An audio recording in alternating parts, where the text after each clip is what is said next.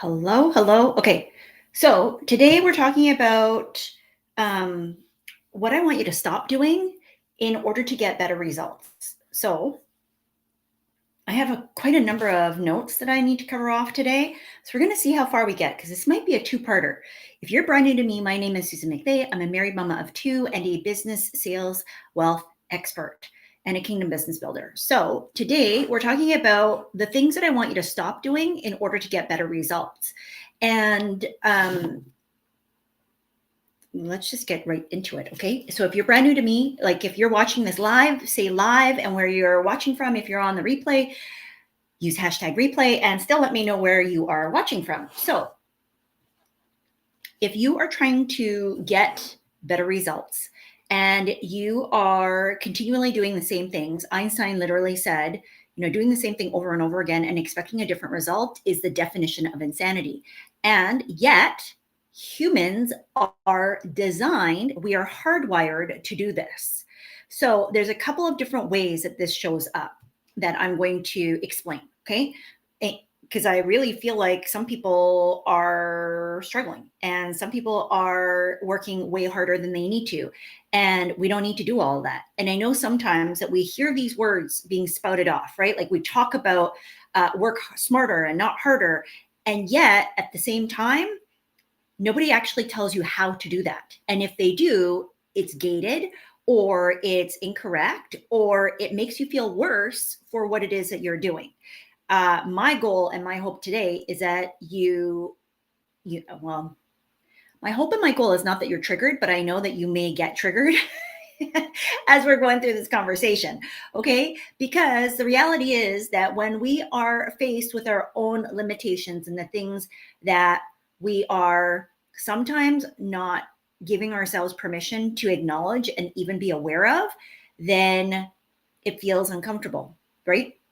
So the very first thing that I want us to recognize is human behavior is such that we get stuck in what's called sunk cost fallacy. You can Google that. What I'm going to explain to you is my definition or my understanding of sunk cost fallacy. So you can add that in the comments below.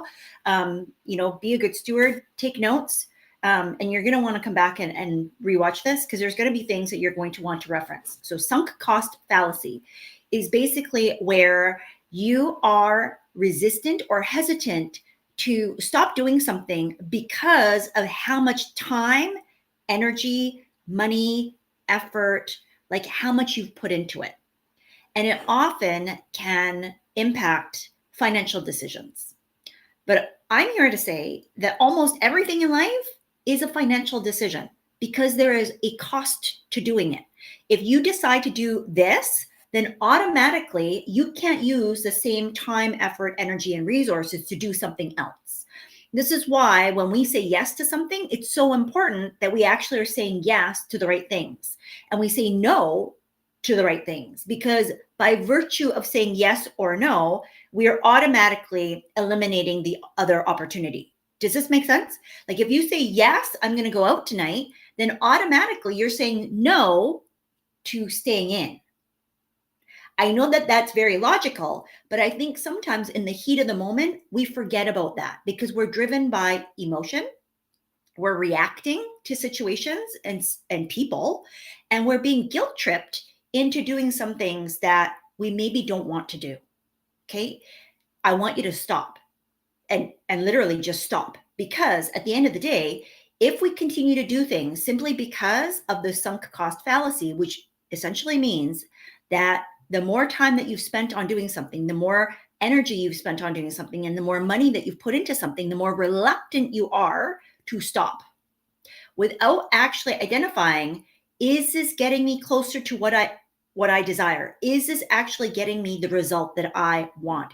Is this helping me to achieve or accomplish the result that I am expecting? Does this help me? And it is okay to do something and then realize this isn't what I expected. This isn't what I wanted. This actually isn't anything close to what I thought it was going to be like. So the sunk cost fallacy will get into your head and get you to believe that if you just keep doing it more, if you just keep going longer, if you just work a little harder, that it'll all work out. How's that working for you so far? Because what I know is that oftentimes when we have these initial signals that tell us that I don't know if this is working, and I'm not talking about where we get a little bit wobbly, where we get a little bit shaky, where we have some uncertainty because we're doing something new. I'm talking about the fact that you've put in the time and the work and the effort and the money and the energy and the resources. Like you have given it a fair shot. And there is something within you that you already know. There's a spark, there's a little nudge, there's a seed planted that you go, yeah, I don't think this is for me. And you've given it a fair shot, right? Like you haven't just started it and then pulled right back out. That's not what I'm talking about. I'm talking about if you've stumbled upon this video, chances are you have been doing something for quite some time and you're not seeing the type of results that you want to see. And you're wondering if you're meant to be doing the thing that you're doing right now in the way that you're doing it. And so if you're here right now and people are telling you, people who are very well meaning, who are telling you, like, just keep doing it, just keep doing it, you'll get the results. Yet there's something inside of you that goes, there surely must be a better way. There surely must be an easier way to do this.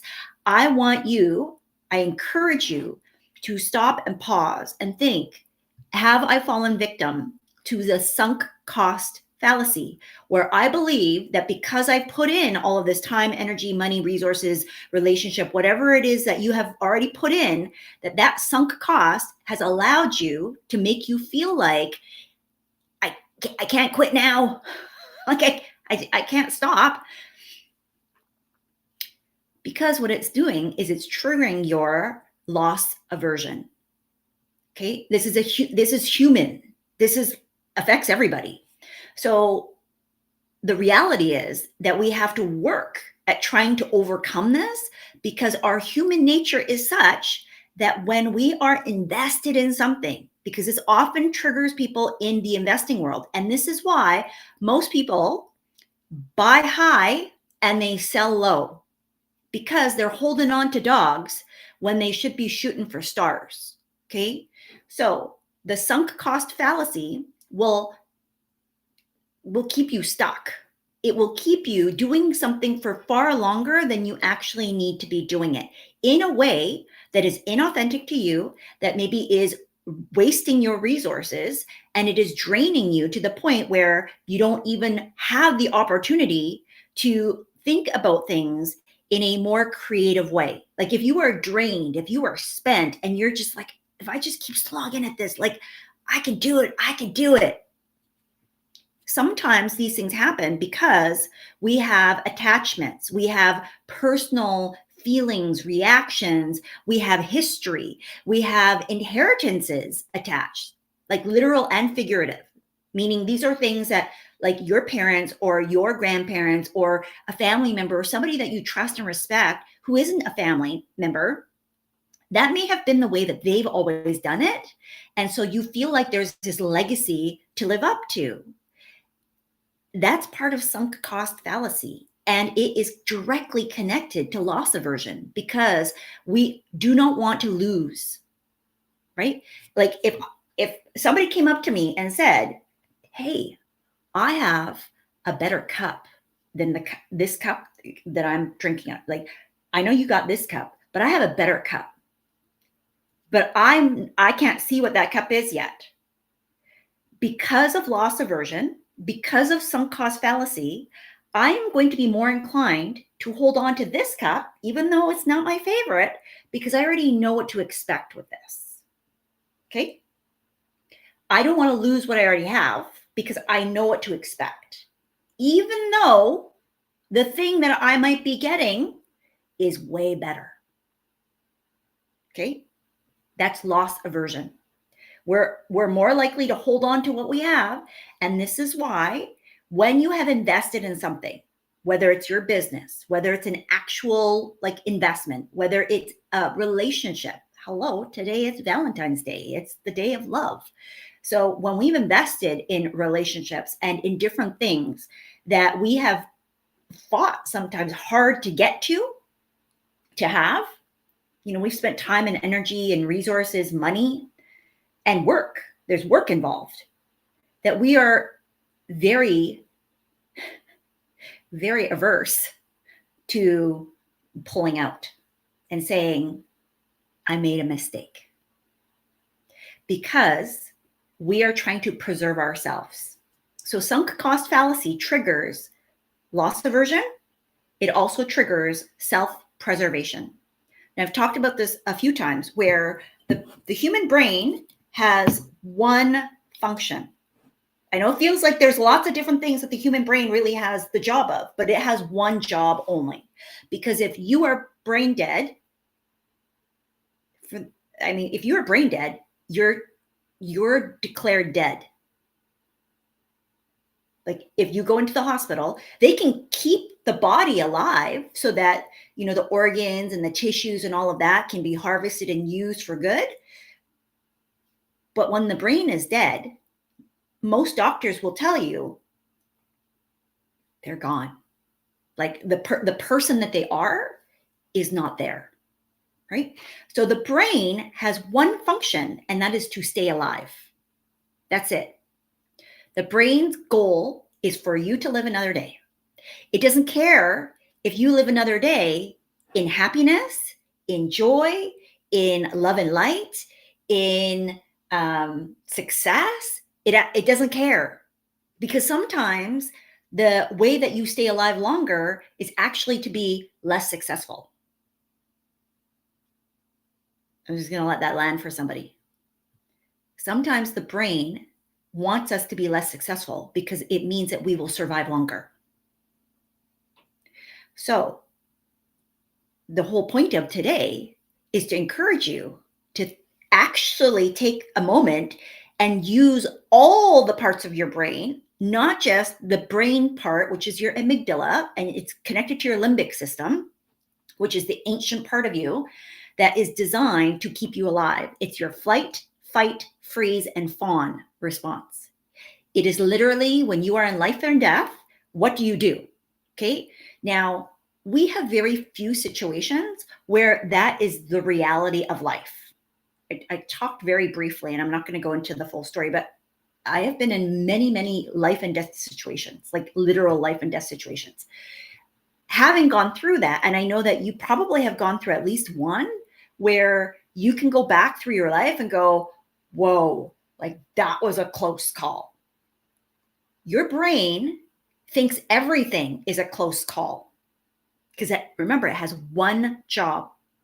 And so if it doesn't know what you're about to do, because the thing that you're doing is new, it's going to automatically assume that it is going to lead to your demise because it doesn't know what to expect.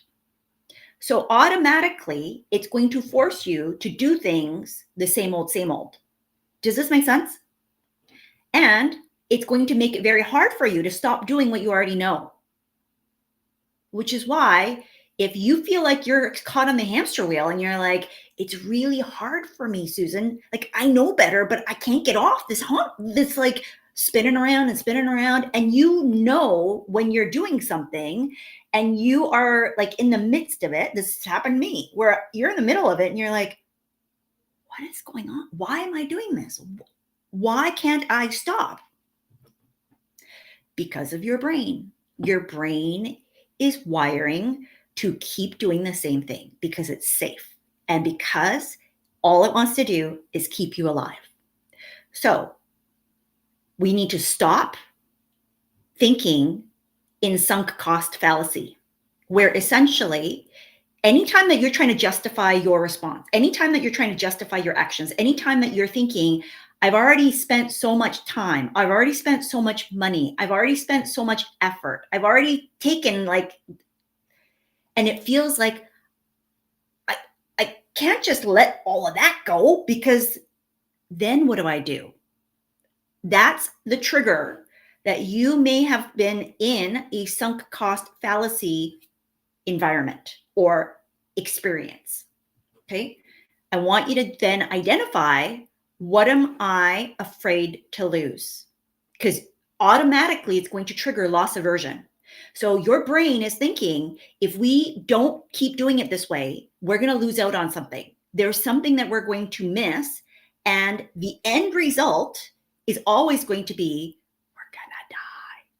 Now, that's not true, but your brain doesn't know this. Your brain is just thinking, we have to stay alive. We have to be, we have to make it for another day. We don't care how we do that. We could be miserable. We could be like lying in bed, because that was me. My body held on to pain because it was safer to do that than to do the alternative, because it didn't know what would happen if I kept doing the new thing. And it knew that even with pain, I was still alive. Does this make sense? Because anything that you've already gone through, you survived. Do you get that? Even in the worst of times, isn't this a Charles Dickens book? In the best of times and the worst of times. Or is that Tolstoy? Anyways, despite what you've gone through, you're still here. You're still standing. And that tells your brain that that's still okay. So for me, if I ever got into another knife fight, my brain would be like, that's okay. You don't have to run away because you survived last time. I don't want to be in another knife fight. Like, God, please, that's not going to happen. But I'm explaining this in a way that may feel extreme, because I need you to understand that that's what your brain is doing. And because of that, if you don't pay attention, if you don't have an awareness to what's going on, your brain is going to lead you down paths that you have no business going down, or that you don't actually desire to go down. And then it's going to feel like you're butting your head against the wall. So the question again is, what do I think that I'm going to lose? Because as soon as you slip into the slippery slope of sunk cost fallacy, which I want you to evaluate right now, because I'm going to guess that chances are there are many, many opportunities in your life where you have maybe a sunk cost fallacy at work. Here's a question that you can ask. Knowing what I know today, right? And this is not about judgment. This is not about shame. This is not about like condemning yourself and what you've done in the moment, because in that knife fight, I fought. I got pushed him and he ran away. Would I do that again today? Probably not. Probably not. Now, my natural instinct is I'm a fighter. My flight, fight, freeze response, I have been a fighter my entire life. So I don't know for sure. I would like to say that I wouldn't fight, but I know history, my brain says Susan fights. Okay. So I would have to override that. I would have to like really manually like manipulate myself to have an awareness of breath, detach, awareness. We're not fighting. Does this make sense? So if you look at your life right now, where have you allowed sunk cost fallacy to lead your directions? And knowing what you do today, would you make the same decision? And if you're not doing what you just decided, you are violating your own principles. Does this make sense? Because if you decide, like as an example, if we take that one very extreme case of I was in a knife fight, if I literally was in a knife fight and I decided to fight, I would be violating my own principle. Okay? Because then I cannot complain if I am hurt, if something happens to me, because that's a decision that I made. Now you could argue that, your brain, blah, blah, blah. I get it. I'm giving you a very extreme example so that you understand that this is how we negotiate through our life. And then we don't get the results that we want because we're constantly negotiating, not with other people, but with ourselves, because we are making decisions that we don't want to make. And yet, the longer we stay in a situation that we don't agree with, the more that we are actually making the same decision over and over and over again. And then wondering, why am I not getting the results that I want? That's the definition of insanity. So we need to stop doing that. We need to stop making decisions from a passive place from the past and instead think today, given what I know, right? Given what I know, do I actively choose to do this now? And if the answer is no, it's okay. We don't do this because we're trying to guilt ourselves or shame ourselves or condemn. We literally are, remember, like your true north needs to be whatever it is for you, which is for the most part something that's important to you. It's something that you desire. It is something that you are working to accomplish or achieve. And if that's the case and you're not getting there, then I guarantee that there is something either getting in the way. So identify those. And this is a process to help you to do that. Because if you keep making the same decisions over and over again without even knowing that you're making a decision in the first place, then you will continually have the same results and then blame other people, blame a situation, blame a circumstance, and then get frustrated because the situation, the people, the circumstance, the time, it all changes. And yet the same common denominator, my friend, is you. And I say this with love because I too have been there, right? I too have been there. And no longer there. But this is a component of human behavior. So it is something that we must be aware of because we are hardwired for this.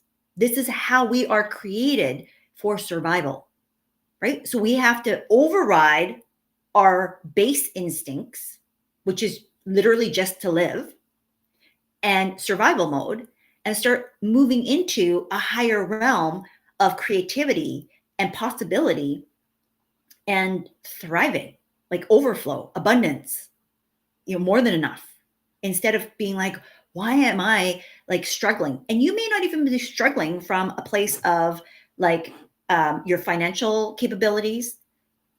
This is more of a mental state of like, I continually am working way harder than I need to. I don't have all the time that I want. I don't have the freedom that I want.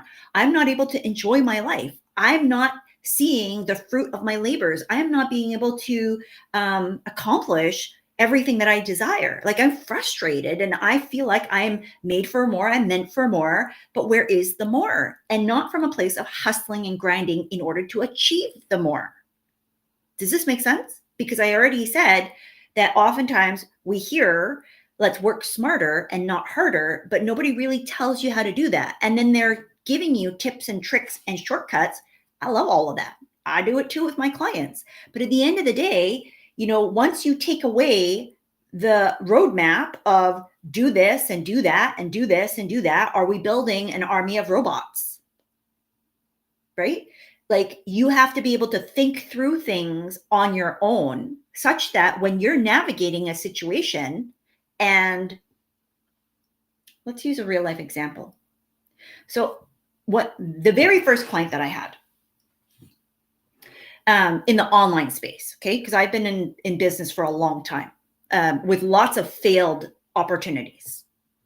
Here's the thing though, and we're going to redirect some of these thought processes. Every failure has held meaning for me. And in the past, it held me back because those failures felt like I was measuring against perfection. I was measuring against an unrealistic expectation or an expectation that I had that was achievable, but maybe not by the thing that I was trying to do.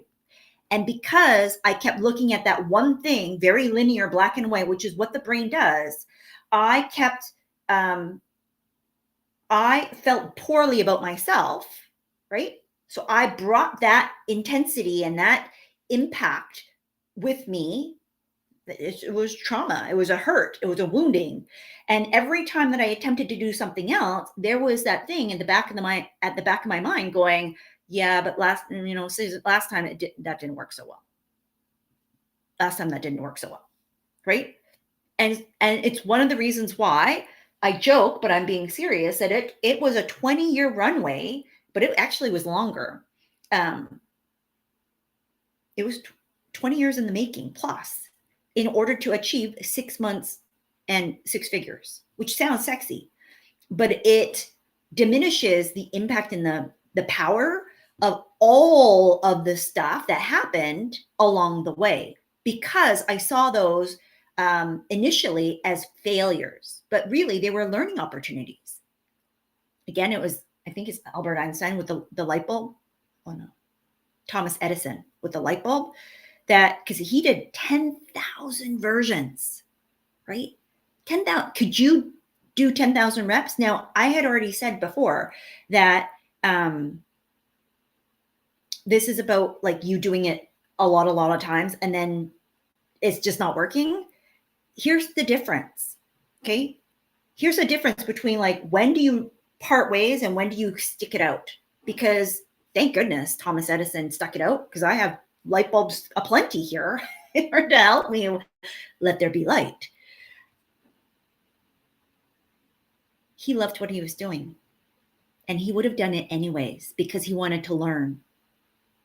So every opportunity to learn was something he was going to take advantage of. So he fell in love with the process, and the process is often the shortcut to getting the end result. But if you are frustrated with the process because it doesn't feel like it's working and you're not learning anything as you go through it, I guarantee that the likelihood that you're trying to do something that is like fitting a round peg in a square hole, like you're doing this, it's not working. That's the difference, right? And then you have slipped into the slope of sunk cost fallacy. Triggers loss aversion. It triggers self-preservation, because your natural instinct is going to be, I don't want to die. That's the extreme version, but that's where your brain is going. Okay. Because it's going to look at, how do I avoid pain? And here's the thing, because some of you may be thinking, well, Susan, it's really painful to go through something and to not get the results that I desire, to not see the fruit, to not be able to know that I'm on the right track, to not have what it is that I desire, like to work so hard for something and then have really very little to show for it. That's not fun. I get it. The difference is that your brain is going to go, we already know what this pain feels like. We know what it feels like when we are posting on social media and nobody responds. But my coach told me that I should be posting 3 times a day, every single day, 7 days a week, whatever. I just haven't done it long enough, right? Your brain already knows what that pain looks like and feels like. So it's going to decide that instead of you doing a new strategy that maybe is unknown to you, that feels uncomfortable to you, even more uncomfortable than what you're doing right now, but you feel aligned to it and you're like, I don't know if it's going to work. I don't know if I should be doing this, but it's coming up for you, right? Like it's something that's sparked and you're thinking, I want you to think, are you stopping because you're afraid of what you're going to lose, right? Because loss aversion will get triggered. Are you afraid of losing what you already got? Because how's that working out for you? Number 2, are you enjoying the process of what you're currently doing?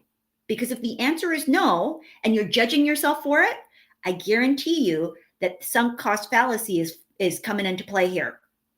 Because your brain is going to tell you stories and start spinning out and saying like, oh, but what will people think of you? And like, then you're going to look like a fool. And oh, you've done it again. Like all of these things, bringing the past into the present. It has no business coming in here, because given what you know today, would you make the same decision? And if your answer is no, because now you have wisdom, hopefully you have more knowledge and you now have understanding because you've gone through it. So if given all of those factors, you now can say, I don't like it and it doesn't work for me. And this is not a situation of you haven't done it enough to even know. Okay? Because I mean, I just think back to my kids. One loves veggies, the other, bleh. And we've tried it enough that we know that he has a textural issue and he has like very strong taste buds. Okay. Do I want him to eat healthier? Yes. But we've tried. We really have tried. So our rule is that he has to try everything at least once. Now, some people might go, that's not enough to know. I get it. But for us, that has allowed us for his brain to feel like I have control over the matter. I'm okay. And I'm not being judged for what I maybe can't control. Right? My daughter has the taste buds where cilantro tastes like soap. So she cannot eat it, which she eats everything. Okay. So I think sometimes we're so quick to judge because we're comparing them to a different standard, right? So if today you would make the same decision, then keep going. Again, I guarantee if that's the case, you're probably not even going to be watching this because you're like, I love the process. I love to do it. So I'm going to give you a real life example.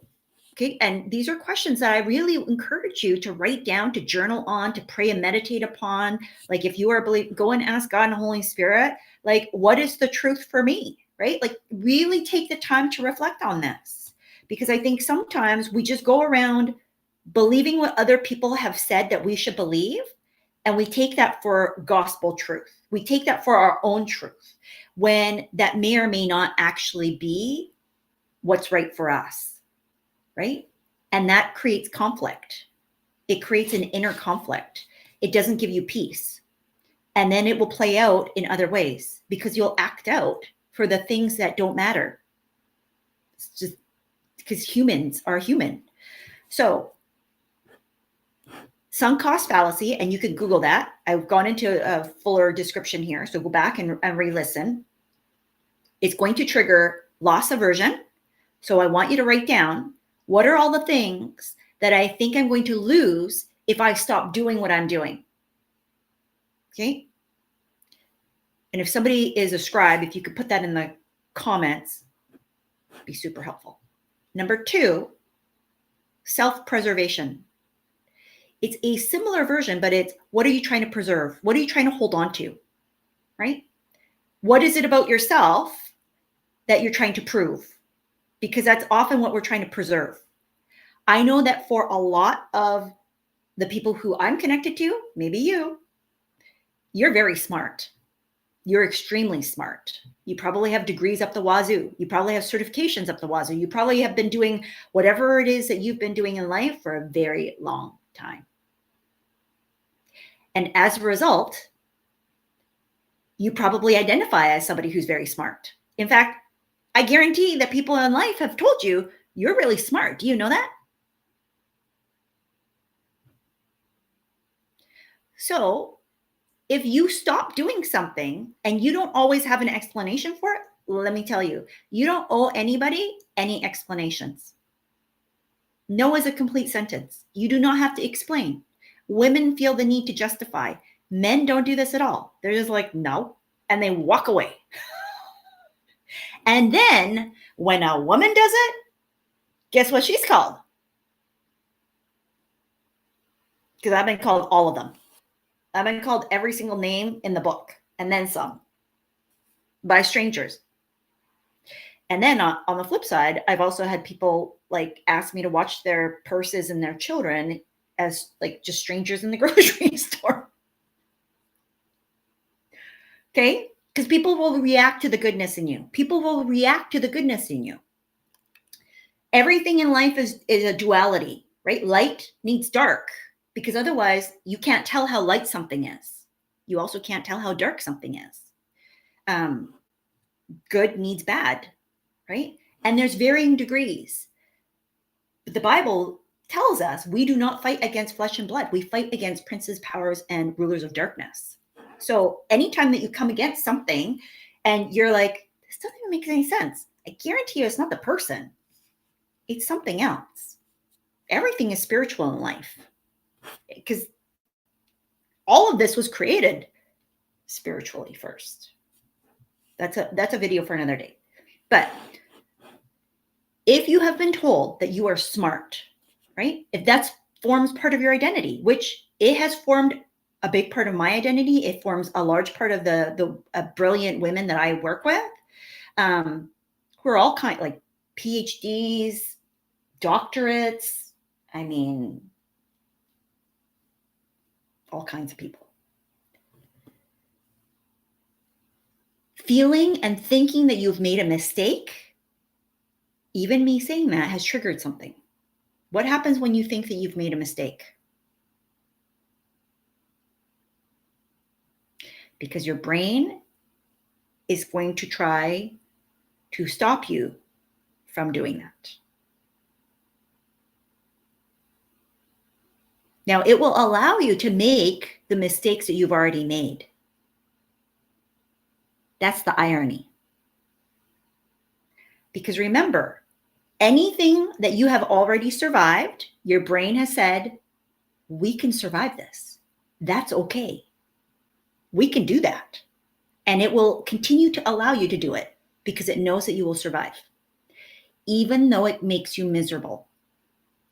Even though it causes pain, as sometimes at great lengths of pain. Okay? If you don't know my full story, I'll just share a snippet. I was bedridden. Aside from doctor's appointments, which I was operating based off of muscle memory, right? Because I had been going for so long and I have been driving since I was 16. So the sheer fact that I could get behind a wheel and drive, there were times that I actually did not remember how I got to the doctor's office. That was all muscle memory. That was just me like operating blindly. By the grace of God, I survived. But otherwise, I was in bed. I had to like literally roll myself out of bed because the traction in my neck was so bad that in order for me to get up, I would have to like maneuver, and I would be holding my neck like this because I would be having tracks of hundreds of injections, needles being poked, even at the start of my business. My clients never knew this, but I would have people saying, Susan, you're so stressed. Like, why are you so stressed? And I didn't realize that I was stressed because I didn't feel stressed because I was already going through so much stress that at that point in my life, it was the tail end, if you could believe. It was the tail end. But my brain knew that I could survive. And so it was okay with higher levels of pain because it said, you can survive this. That's still okay. It's still technically safe. You might not like it, but we don't care because the other things that you're trying to do, we're not sure what's going to happen. And so we're going to stop you. We're going to stop you because there could be a boogeyman back there. Okay? So that's what self-preservation does. Self-preservation will try to hold on to how other people see you, how you see yourself. It's directly connected to your identity. This is why our words and what we speak over ourselves are so important. And more importantly, the words that we accept from other people are so important. So when your family members tell you, oh, we don't do that. Oh, this is how we do things. I want you to think, because it ties into sunk cost fallacy. Just because it's always been done this way doesn't mean that this is how it needs to continue. But when we've invested so much of ourselves, when we've invested our time, our effort, our energy, and our money, our relationships, our identity, it becomes very difficult to extrapolate and like extricate that from ourselves because there's more at play than just, here's the thing. It's more than, oh, just go live. What if your family says, We've never had anybody who's been famous like that before. We never have anybody. Like, you're not supposed to be talking like that. Who do you think you are? These are all things that I know you've heard in some way, form, or fashion. You talk too much. Oh, you think you have a really high opinion of yourself.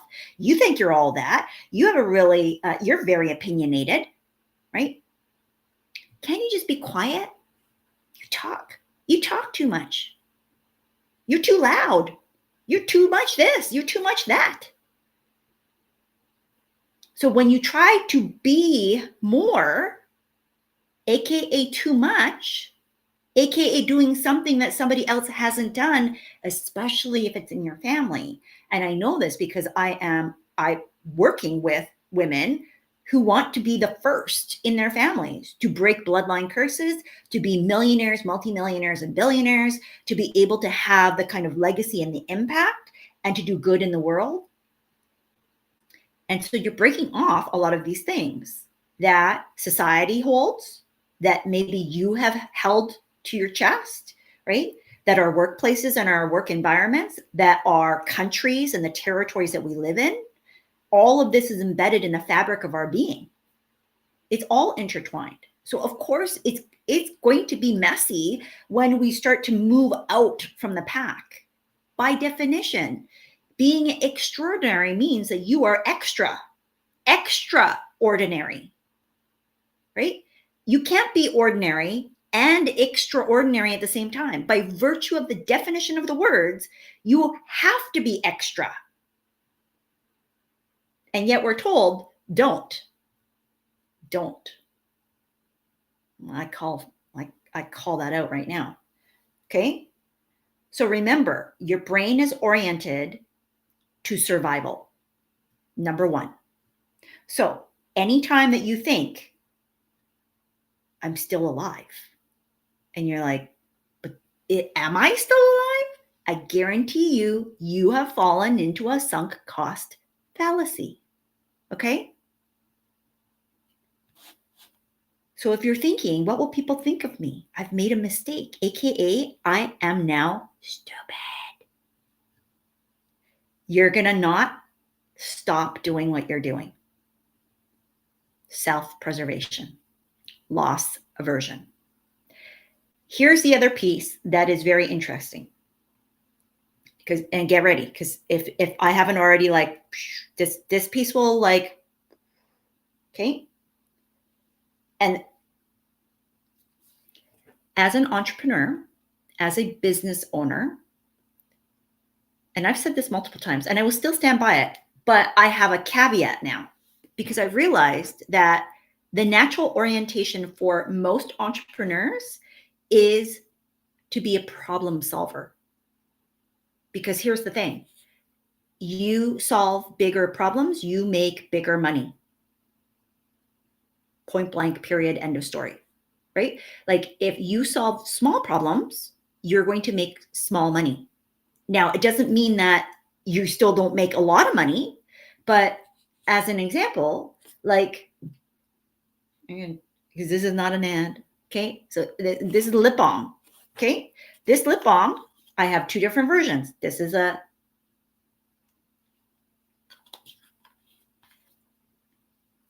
again, not an ad, okay?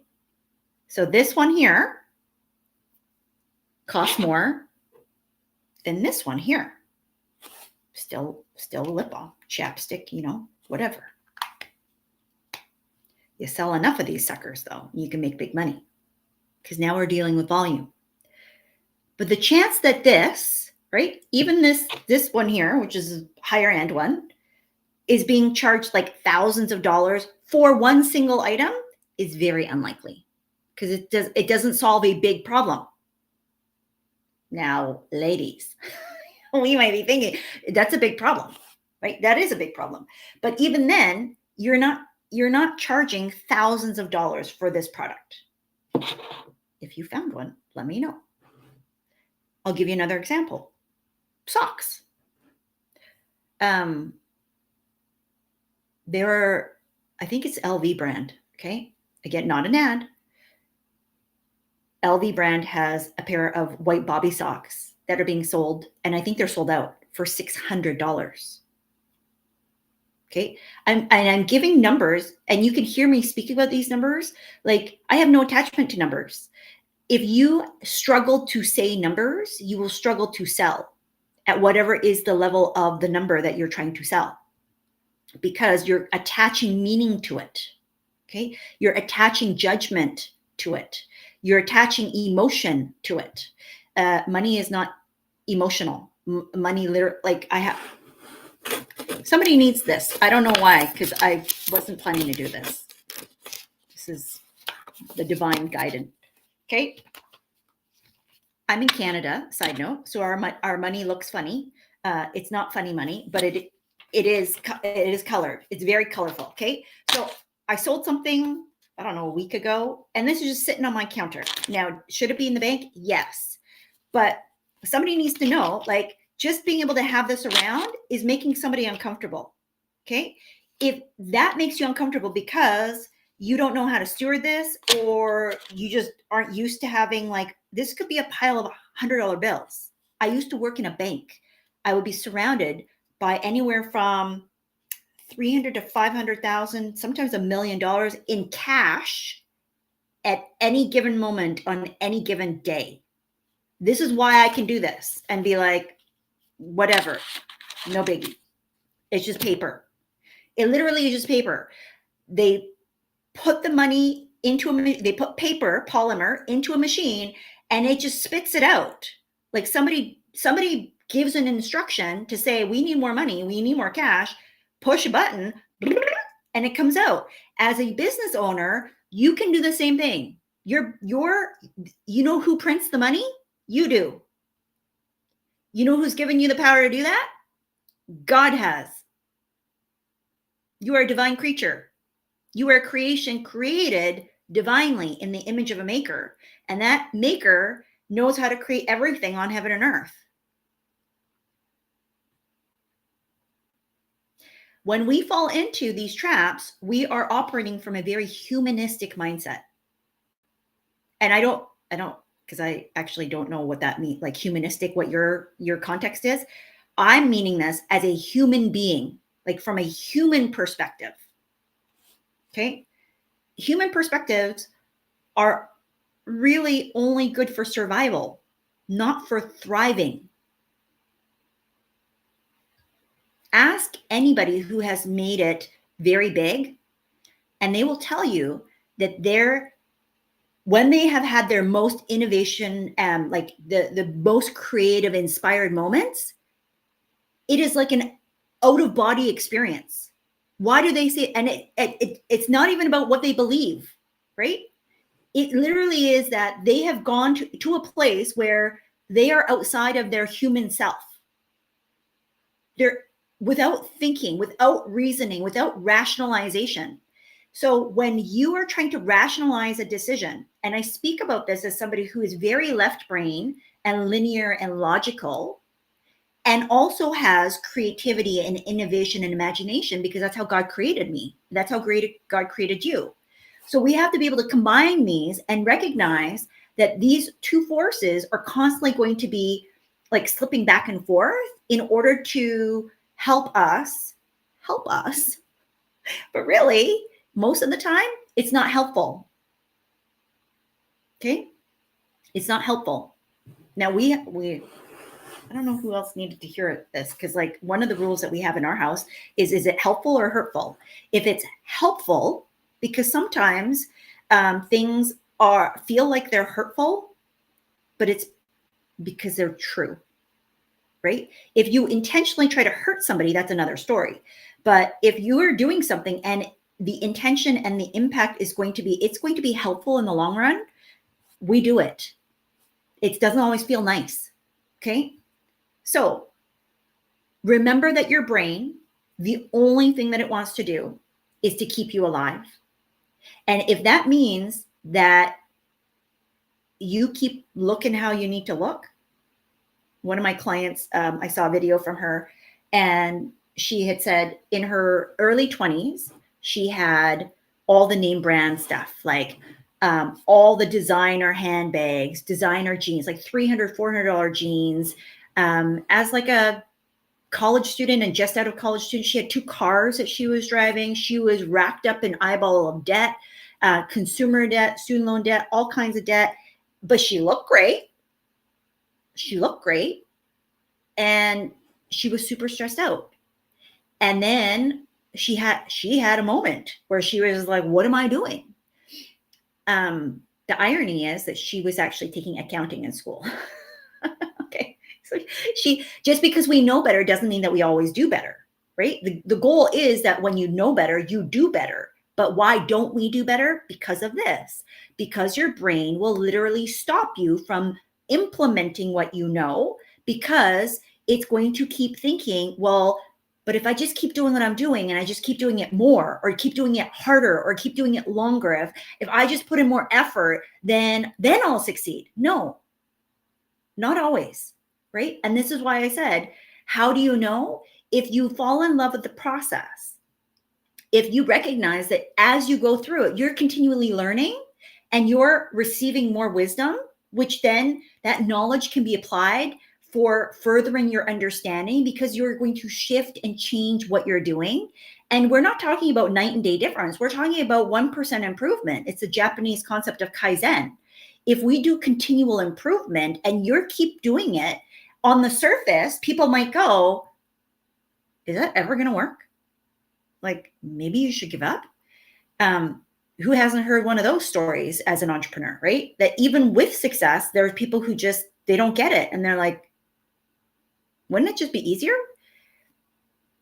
In some ways, yes. But if all this was about money, then there are way easier ways to get money. Way easier. Just get a job, really. And no shame in that game, because I work with a lot of people who have a 9-to-5. That's just another income stream. That's wisdom, right? If you need it for income, if you need it for insurance, if you need it for your 401k, like all kinds of stuff. If you need it for even like sometimes we need it for what am I trying to say? Holy Spirit, help me.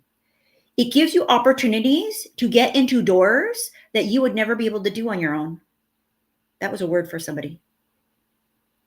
Let me tell you that after being in corporate, let me finish this story. Thank you, Holy Spirit. So that client, to look at her, because I had shared, like she looked like all that, right? Like she was wearing her wealth, but she didn't have any. And the minute that she flipped that and she said, I'd rather have all the wealth and look poor.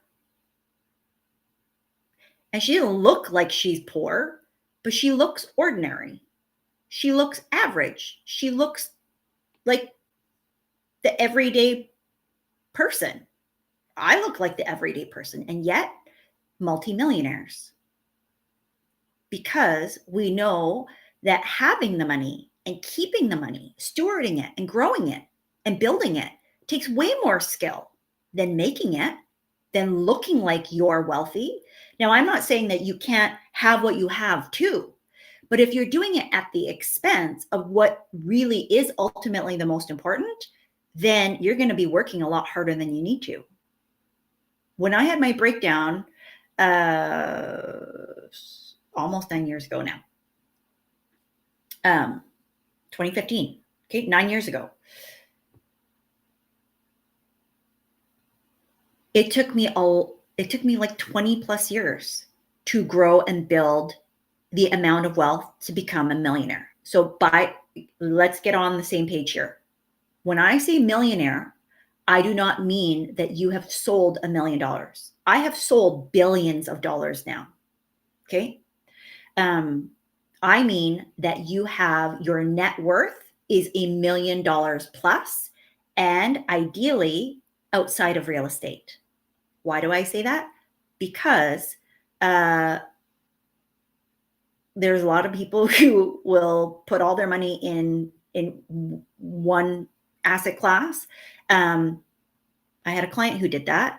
And unfortunately, back in 2008, you may know where I'm going with this, because she was a millionaire, but it was all in real estate. And she lost it in an instant through no fault of her own. And sunk cost fallacy, she should have got out sooner, but she felt stupid. And so she couldn't, because she'd worked so hard. She invested so much time and money and resources, and she loved it. She loved real estate. She still loves it to this day.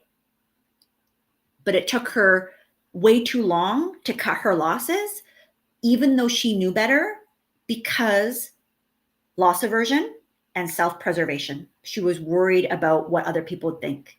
And she felt a certain way about herself, because she was like, how did I let myself get into this situation? Why didn't I know any better? Okay. So can you include your real estate and your primary residences in that? Yes. But for clarity, I want us to think, how can I be, because here's the thing. If you were ever stuck, God forbid, okay? But if you were ever stuck, even in the stock market, you can find buyers. It's just a matter of how much. And let me tell you, if you needed to sell because you needed to sell and not because the market was doing something, because obviously markets will swing up and down. But once you have $1 million, and if it is diversified, again, not tax advice, not financial advice, and not legal advice. Okay. I'm just speaking broadly. The chance of everything that you hold going down to zero is very, very unlikely. Very unlikely. Okay. But you could sell and get out a whack of cash if you needed to. If you needed to pull a get out of jail card, like a literal get out of jail card, you know, because I've had some clients where unfortunately they have family members that have gotten into trouble, whatever that looks like, whether it's through the law or through other things, right? There's people who are being extorted. The world is kind of cray-cray right now. Exactly. 1K Cheetah, it is liquid assets. So what you own minus what you owe, $1 million plus. Okay.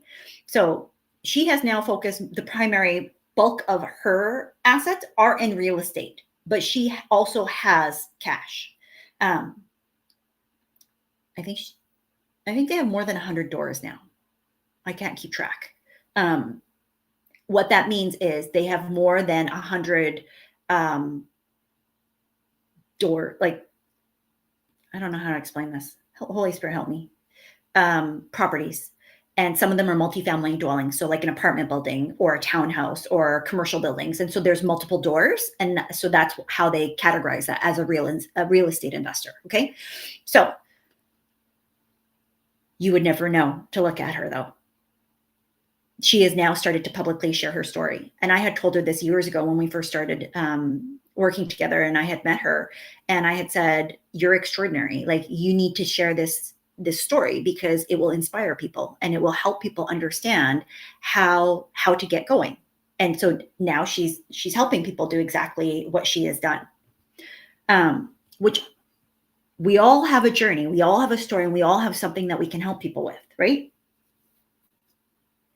But not if we are judging ourselves, not if we are afraid of what other people will judge us for, not if we prevent ourselves from being able to make mistakes. Because here's the thing, a mistake is really just a correction.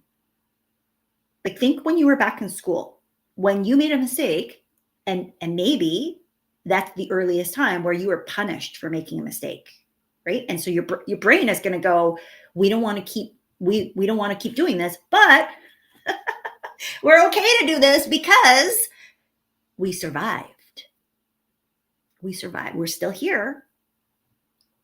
But if we make this mistake, we don't know what other people are going to say or do. Does this make sense? And that's why our brains are going to stop us. And we'll just keep going instead of pulling out of the thing that we know we're not supposed to be doing. Okay. So I'm going to go back to what I had shared. As entrepreneurs, we are solving problems. We are solving problems.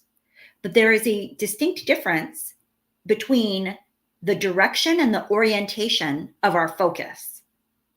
So I shared earlier that, big problems, big money. And guess what's going to happen?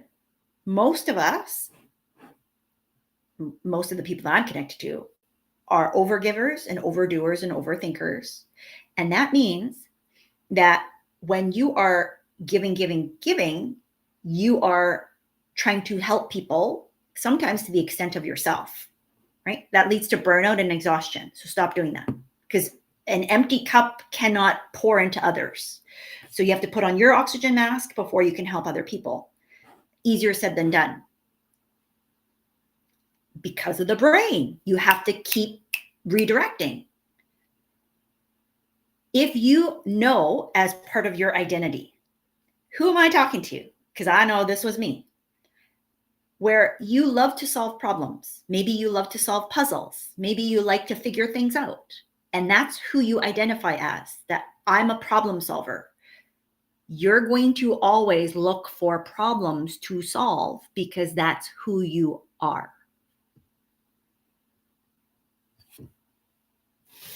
I'm just going to let that land for a minute.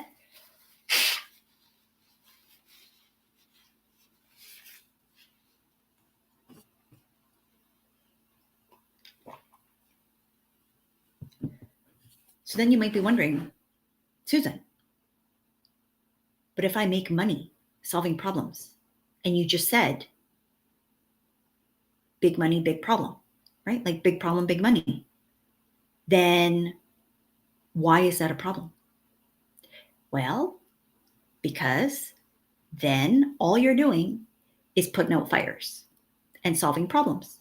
And you're going to attract people who want their problems solved. Now, in business, your product or service must solve a problem, or most people aren't going to buy it because of loss aversion. Okay? Because most people are going to want to try and move away from pain and move away from the issue that they're having in order to get that solved.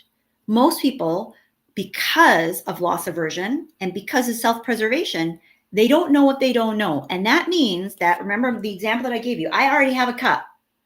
I don't love this cup, but it works just fine.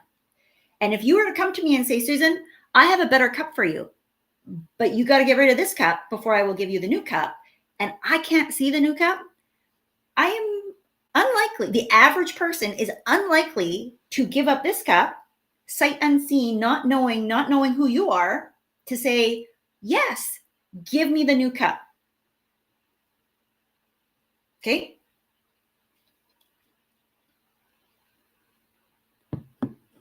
So, when we are focusing on problems,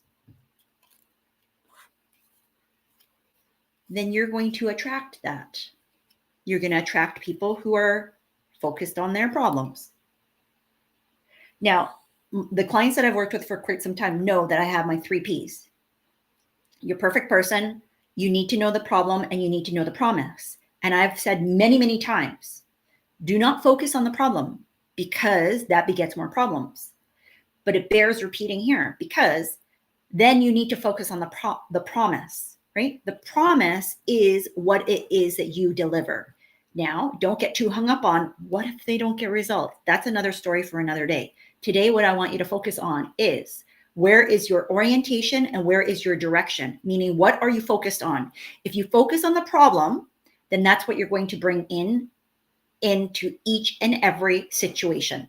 You're going to keep putting on your problem-solving hat, which is okay, but I guarantee you it is making you exhausted, because all you're doing is putting out fires. And then you're in survival mode, and you don't have enough time, energy, effort, creativity, or inspiration to allow yourself to think of new solutions, to be solution oriented, to be promise oriented, right? It's a directionality. It's an intentionality. It's an orientation. So what I want you to think about is, it's like a compass.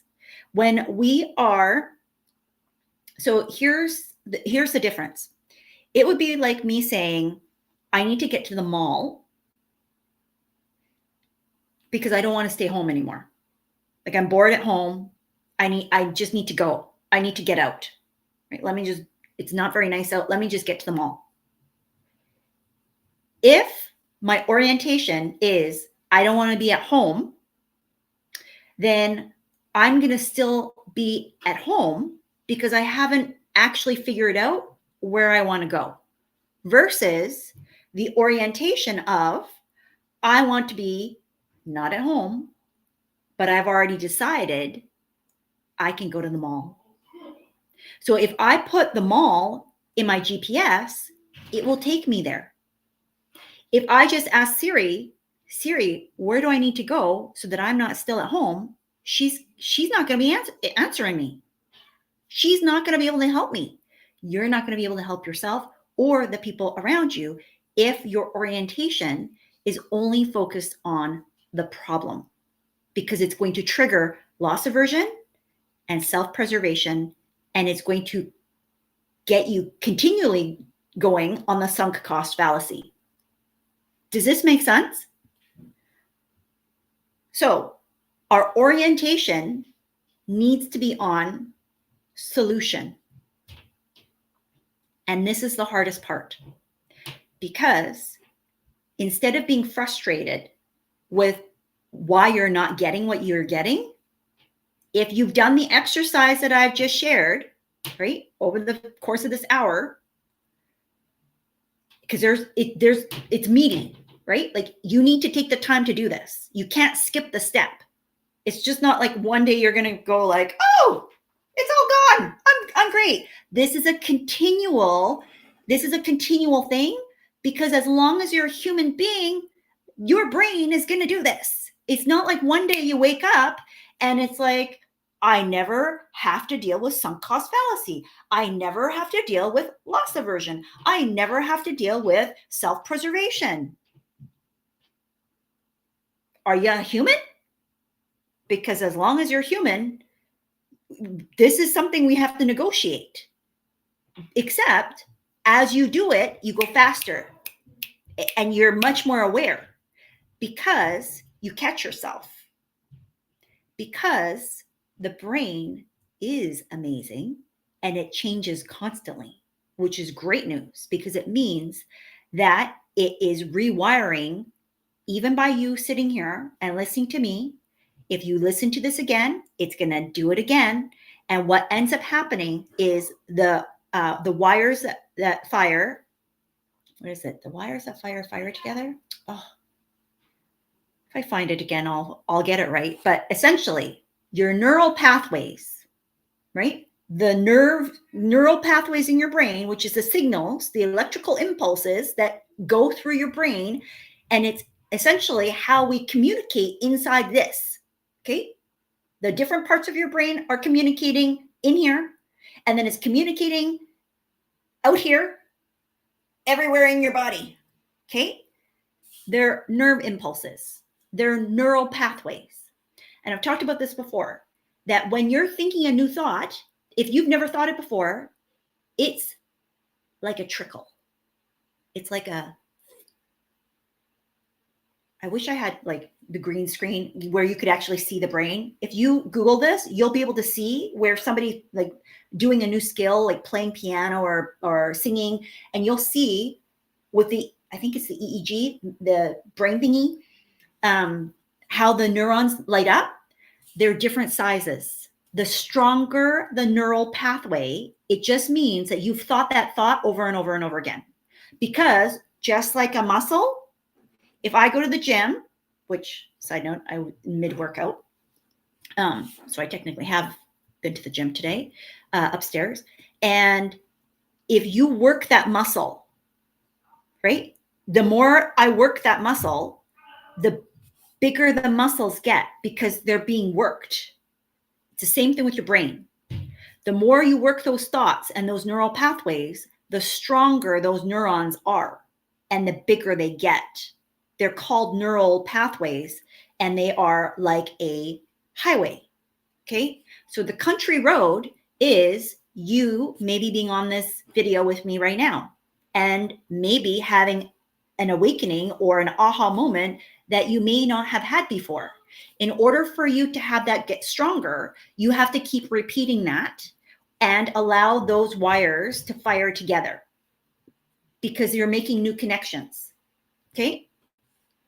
It's like making a new friendship. Like when little kids are at school and they they hold hands with somebody that they don't know for the first time, they might lose their grip because they don't know how tight to hold their hand. But if they play with each other every single day, then they're going to hug each other or they're going to walk differently, right? Because they're really, I'm really close, I really love you, right? They operate differently. It's the same thing in your brain. So the more that you think these thoughts and the more opportunity you give your brain to rewire and to unwire the thoughts that you don't want to fire together, that takes effort. It feels uncomfortable because your brain is going to go, what are you doing? Because it's doing it subconsciously, unconsciously, and without your intervention. You intervening in this is now going to take your awareness and your time, energy, effort, all of it, your spirit, okay? Because you need to orient to the solution. What do I want? What do I desire? And if you can't answer that yet, it's okay. Because if you have faced triggers, traumas, wounds, all kinds of hardships, where there's a heaviness or a weightiness where you can't even see the forest for the trees, I've been there. I guarantee you, you will not be able to see a solution because your brain, remember, your brain only wants you to stay alive. And sometimes the solution, sometimes your desire, sometimes your dreams are scary because you haven't done it yet. And so your brain is going to go, no, we don't want that. We're not even going to let you think about that. Does this make sense? So if you have thought, I don't even know what I want. Why can't I even figure out what I want? Like, why can't I set any goals? Your brain is tired. Your brain is tired. And you pushing to make more goals, big goals, is actually going to send you in a tailspin if it hasn't already. That was me. Okay? And just because you know better doesn't always mean that you can do better. So don't beat yourself up, because sometimes the doing better is just getting through another day differently than where the day has already gone. Does that make sense? Like, you still survive, and on paper and by the visual eye from everybody else's perspective, it looks like you just went through Groundhog's Day again, but you know the difference because your sensibilities will feel different. You will be different because you're thinking differently. You're operating differently. There's a different orientation and there's a different directionality. So the last part of this story that I wanted to share, this is actually way longer than I was expecting. And if you've heard this example, again, because your brain is going to start tuning out when it's like, oh, we've already heard this. No, please don't do that, because we have to actively engage all of our senses in order to override our brain's tendency to put us on autopilot. Because the minute that we go on autopilot, we slip into things like sunk cost fallacy, loss aversion, and self-preservation. We start thinking or not thinking about what it is that we actually want to do, and we start living a passive life. We fall into stagnancy. We lose momentum. Okay? If the big thing is too big, make it the smallest possible component. Make it ridiculously simple so that you can do it. Because the more that you can prove to yourself that you can do what you say, and you do that consistently, the more you trust yourself. And remember, your brain is only looking at surviving another day. Your brain is going to go, we made it through. Okay, we can do that. We made it through. Okay, we can do that, right? So when I first started my health journey, all I did to start is, remember, I said I was bedridden. I would have to hold my neck to roll like a sausage out of bed. And then I would push myself up like this, one hand, holding my neck because it was so painful. If I had to do a shoulder check when I drove, I'd have to turn my whole entire body. Okay. That was back in 2015. It was not very long ago. 2 short years later, I was traveling the world. Only God can do something like that. Now, the rest of the healing it's still ongoing, because healing is never done. Healing is never done because the world is still coming at you. People are attacking you all the time, left, right, and center, right? The spirits come after you, especially if the call on your life is very, very great. And I know that if you're on here, you are called. You are being invited to God's table. You're being invited to actually be the table owner. That's for somebody.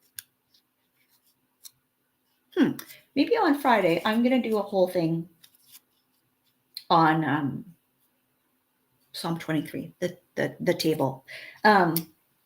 Side note, if you are on here, and because I am, oh, can somebody send me, Megan, can you send me a DM just so I don't forget that? I'll write it down here, but teaching.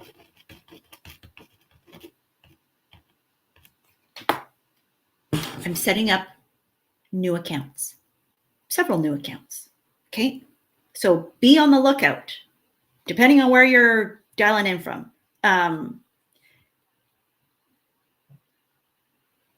We're going to confound the wise. Follow. Okay. But if you want to know, so there's 2 components to this. Number 1, if you want to make more money with stuff that you already know how to do, and you want my help, okay, and you want my help, send me a message. Send me a message. Number 2, if you want to know God's voice and you want to have a deeper relationship with God, send me a message. Okay, so how do I do this? Lord, help me. Okay, so send me a message with money because that way I can categorize, because these things are happening in real time. Okay. The second one is for voice. Yeah, let's use voice, because that way it'll help me keep it clear. For the other, okay? When they're ready, you will be the first to know. If you don't send me the message, you will not be the first to know. Okay? Because it's the only way that I can keep this straight. Okay, back to my example. With my health, bedridden, 2015,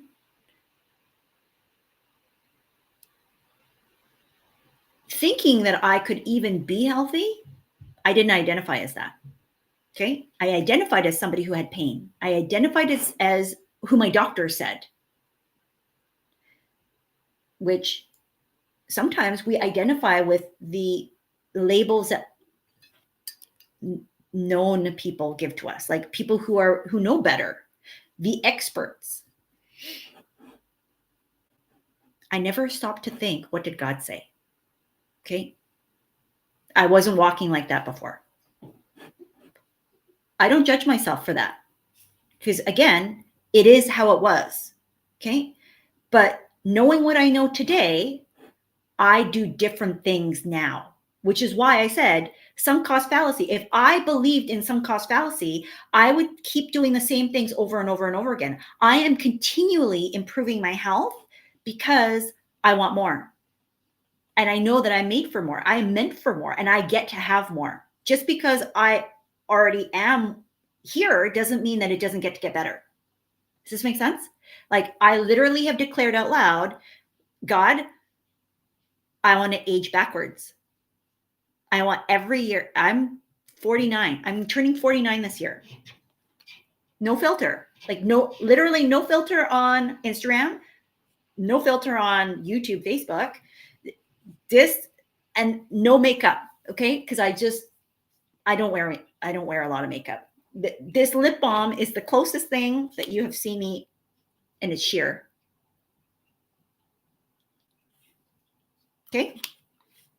It's very close to my natural lip color, actually.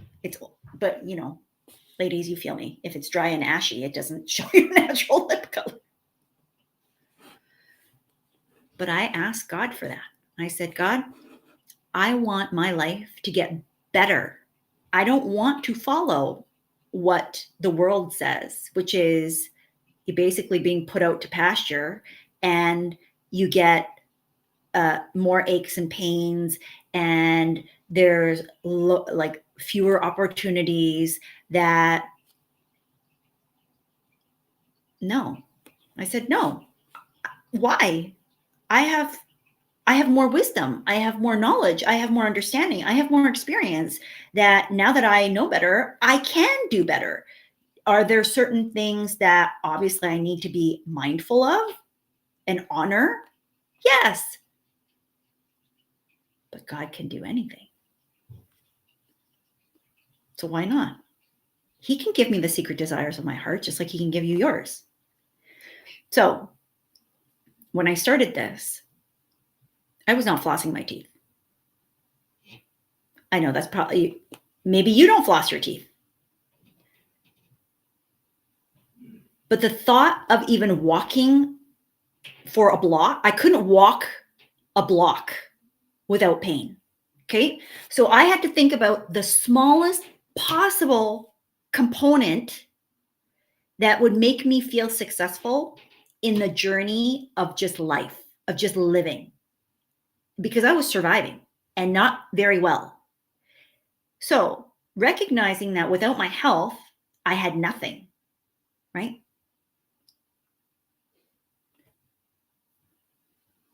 How could I be healthy if I didn't even feel like it was possible? What could I do that would allow me to hold on to health and meaning of health, right? Because I didn't identify as somebody who was healthy. So what I did was I said, what does a healthy person do? Because it's been a long time since I've been healthy. Like I don't even remember anymore, because I wasn't always like that, right? So I thought, okay, I can floss my teeth, right? I can wash my face every night. I can put on lipstick. There were these small little things. But the thing that did it for me was flossing my teeth. And at the time, I was reading this book called Kaizen. I recommend it to clients all the time. It's a tiny little book. I got it from the library. So it's about, yay big. It's basically the size of this cup. Not very big at all. It's a pocket book and very thin. And it is talking about the Japanese concept of continuous improvement. It's how a lot of Japanese car manufacturers make their cars. They're not looking for like the next greatest and best thing.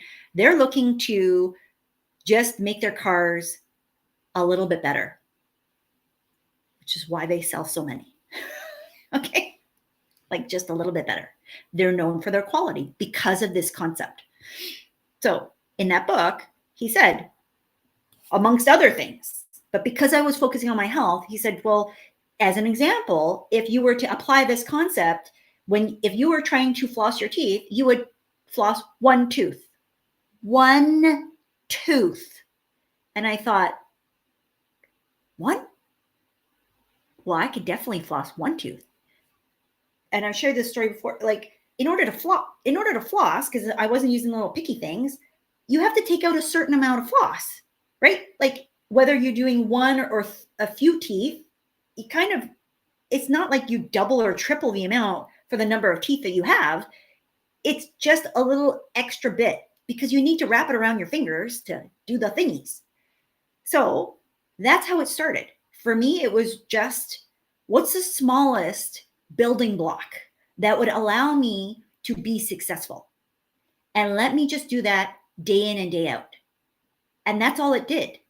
That's all it took, was for me to floss my teeth, to know that I could do it, and then to be open to the opportunity that if I could do that, maybe, just maybe, I would be willing to try something else.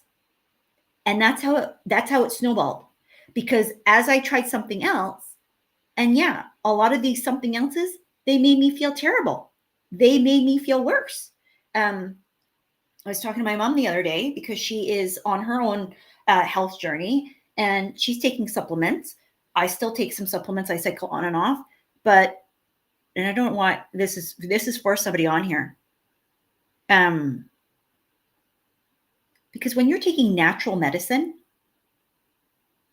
whether it's food, right? Like if you were doing and I don't know if there's any vegans on here, right? Like vegans or vegetarians, in order to replace like a 4-ounce piece of meat, right? The nutritional pow that's in that, to replace it by all plants, fruits and vegetables, you need way more volume, like way more volume for this equivalent amount, right? Like a palm-sized amount of meat, I would need to eat like maybe 6 cups of veggies okay, to feel that same level of fullness. It's a lot. It's the same sort of idea with prescription meds versus natural medicine. The natural medicine we need to take just way more of. I would take sometimes like 20 plus pills, different vitamins and supplements, because I was not taking prescribed medication as part of my healing journey. That was just my choice. My body actually just, it was like, we're done. We don't want anything that's man-made. We want things that really are more natural because we're just so inflamed. We just can't handle this.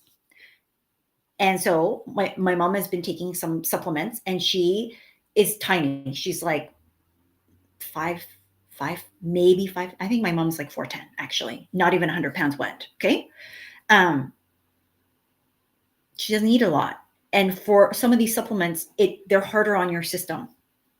They can be harder on your system. And so she had mentioned like, oh, it was upsetting my stomach. I had to reduce the amount. And now I'm going to go back up to the amount that the doctor had said. And I said, okay, great. And I said, no.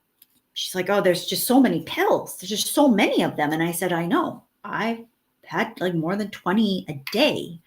And she just said, oh, I'm so sorry. Like, I did not know. I said, well, why would you know? Nobody knew.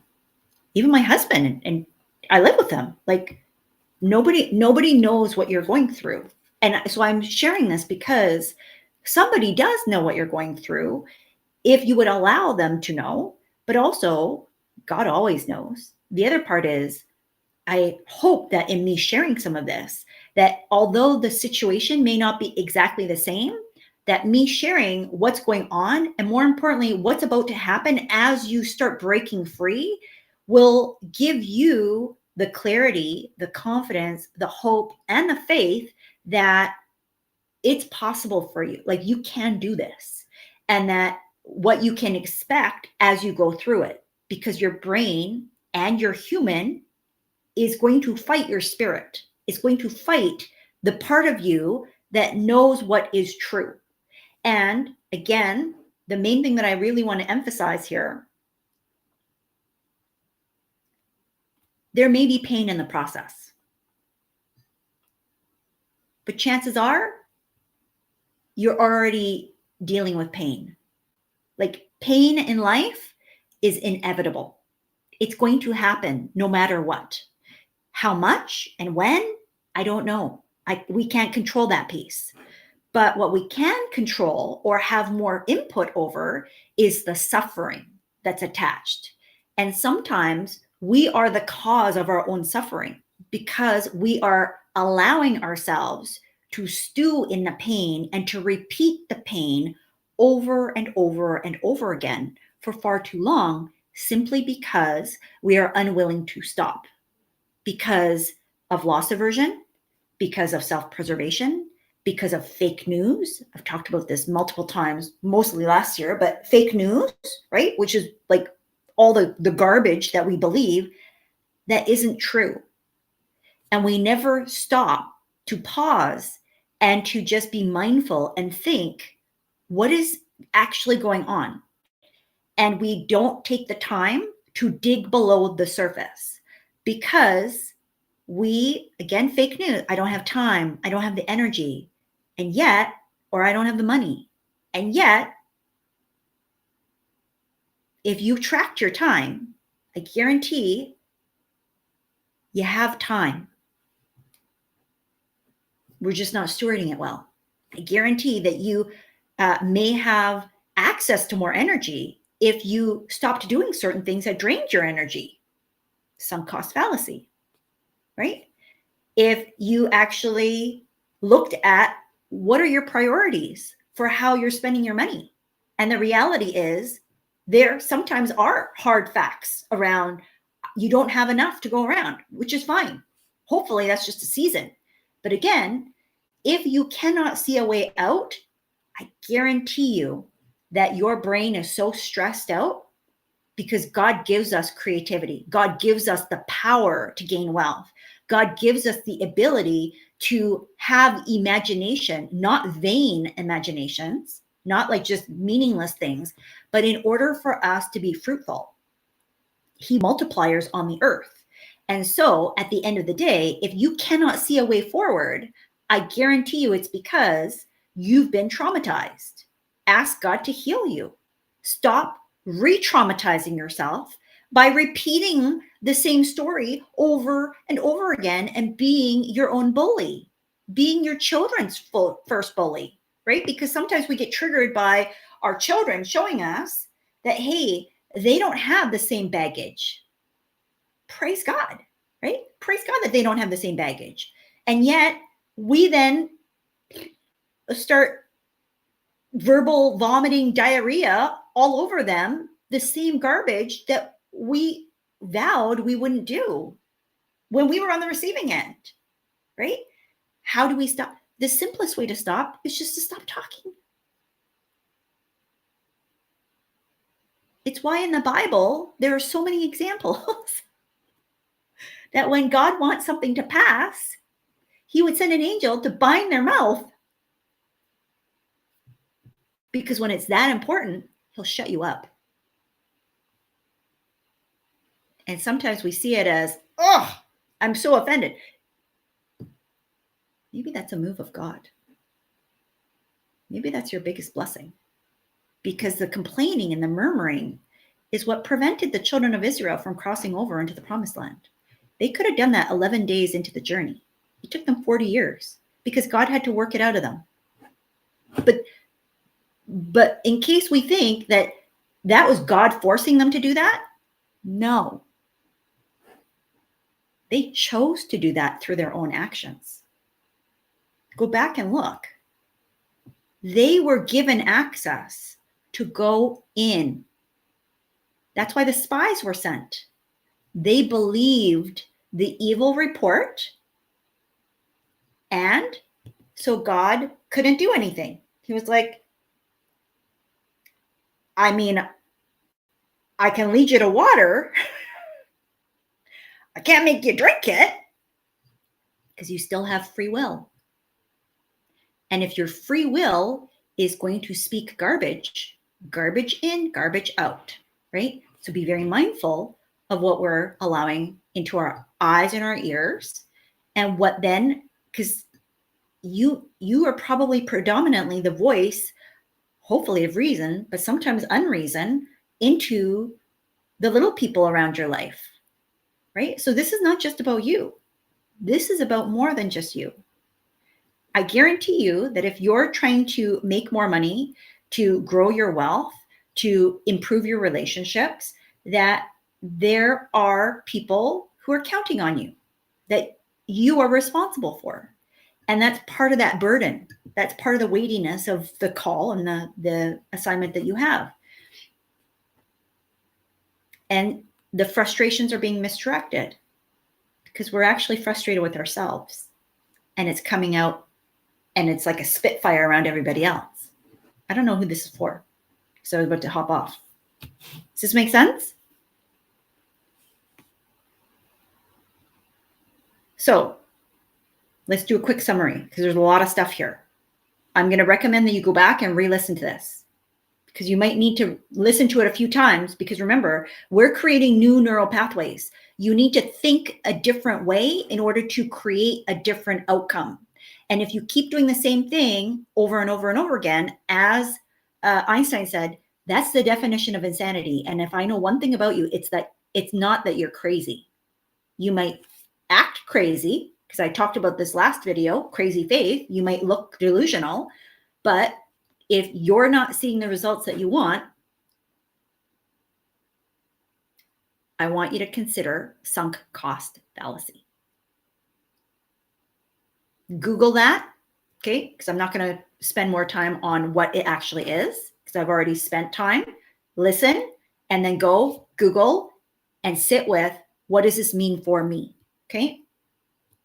Between the two, I know you're smart enough, you can figure this out. Okay? You don't need to be spoon-fed everything. Sunk cost fallacy will trigger loss aversion. Sunk cost fallacy will also trigger your need for self-preservation.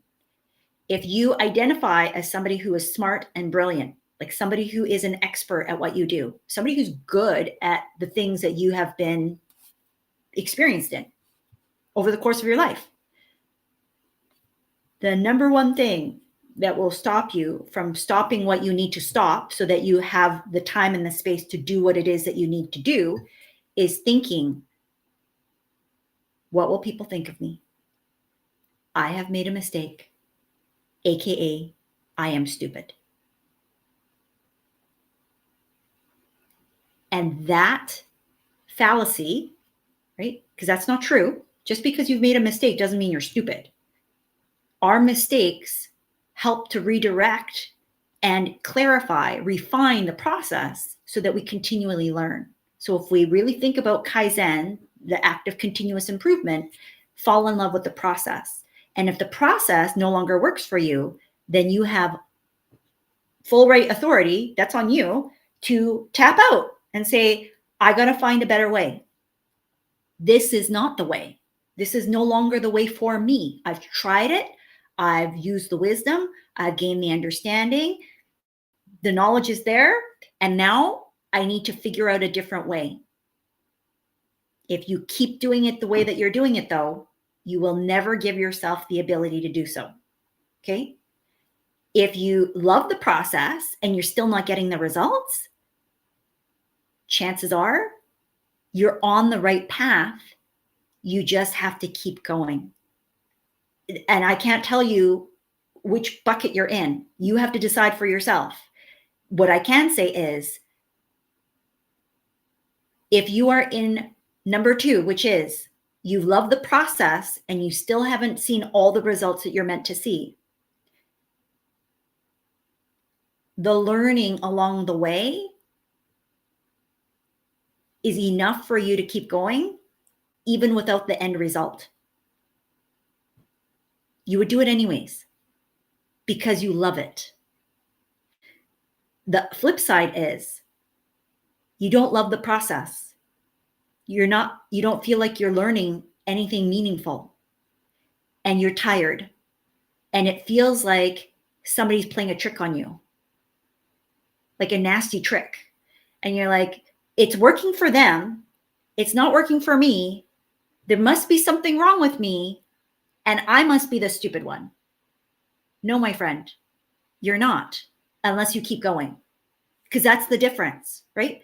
The difference is if you love the process and you're learning something and you would do it anyways, regardless of the end result, like that's just bonus, then keep going, because your openness and that crazy level of faith that anything can happen and everything is possible will lead you in the right direction when they show up. Because unless you move, things just don't fall into people's lap. Somebody just doesn't wake up one day and they're like overly lucky. It's because they manufacture luck. Like they take more hits. They just don't talk about all of the failures. Like Thomas Edison, 10,000 times he made the freaking light bulb and it didn't work, but he loved it. Thank God, because now we have light. If you're the Thomas Edison of whatever it is that God has assigned you to, then keep going. But if you're trying to make a light bulb, when actually God has said you're supposed to make the lamp post, right? Not the thing that screws in, but like the actual structure. You're supposed to make the structure. No wonder why it's not working. But maybe you needed to know how the light bulb works so that you could build a better lamp post. Does this make sense? You need to cut your losses. And that's the biggest thing that people don't do, is they are afraid to cut their losses. And so then they go down with the sinking ship. Don't do that. There's no time to waste, because the time is now, which is the message that I left on our last live. So again, 2 action points. There's lots of action, but the 2 action points that you need to engage with me on as you continually come walk in this journey with me, if that's who you are, because it's not for everybody, and that's okay. I know who I'm called to, and I'm called to action takers. So if you don't demonstrate by action, because faith without works is dead. So you can have your faith and you can keep doing what you're doing, but you're not coming on my ark. I'm just gonna say, that's what God said. So the 2 pieces, because we're creating new accounts and new different places for people to find different components. Because this will be a smorgasbord. So if you continually follow me, it'll be a mixed bag of whatever I feel like putting on here. Okay. Which is something that the gurus tell you not to do. I've said not to do this, but here we are doing a new thing, because don't you know, God's doing new things left, right, and center. If you want to know how to make and grow your money, build wealth, send me a message on Facebook, email me, info@susanmcveigh.com. If you're on YouTube, if you are on Instagram, just send me a DM with the word, what did I say? Did I say wealth or money? Gosh.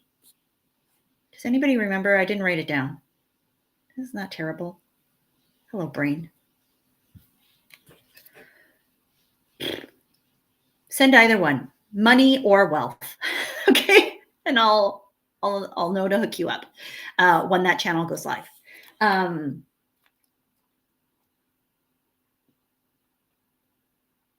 second part of this is if you want to grow in your relationship with God, okay? Because there will be a separate place for that, where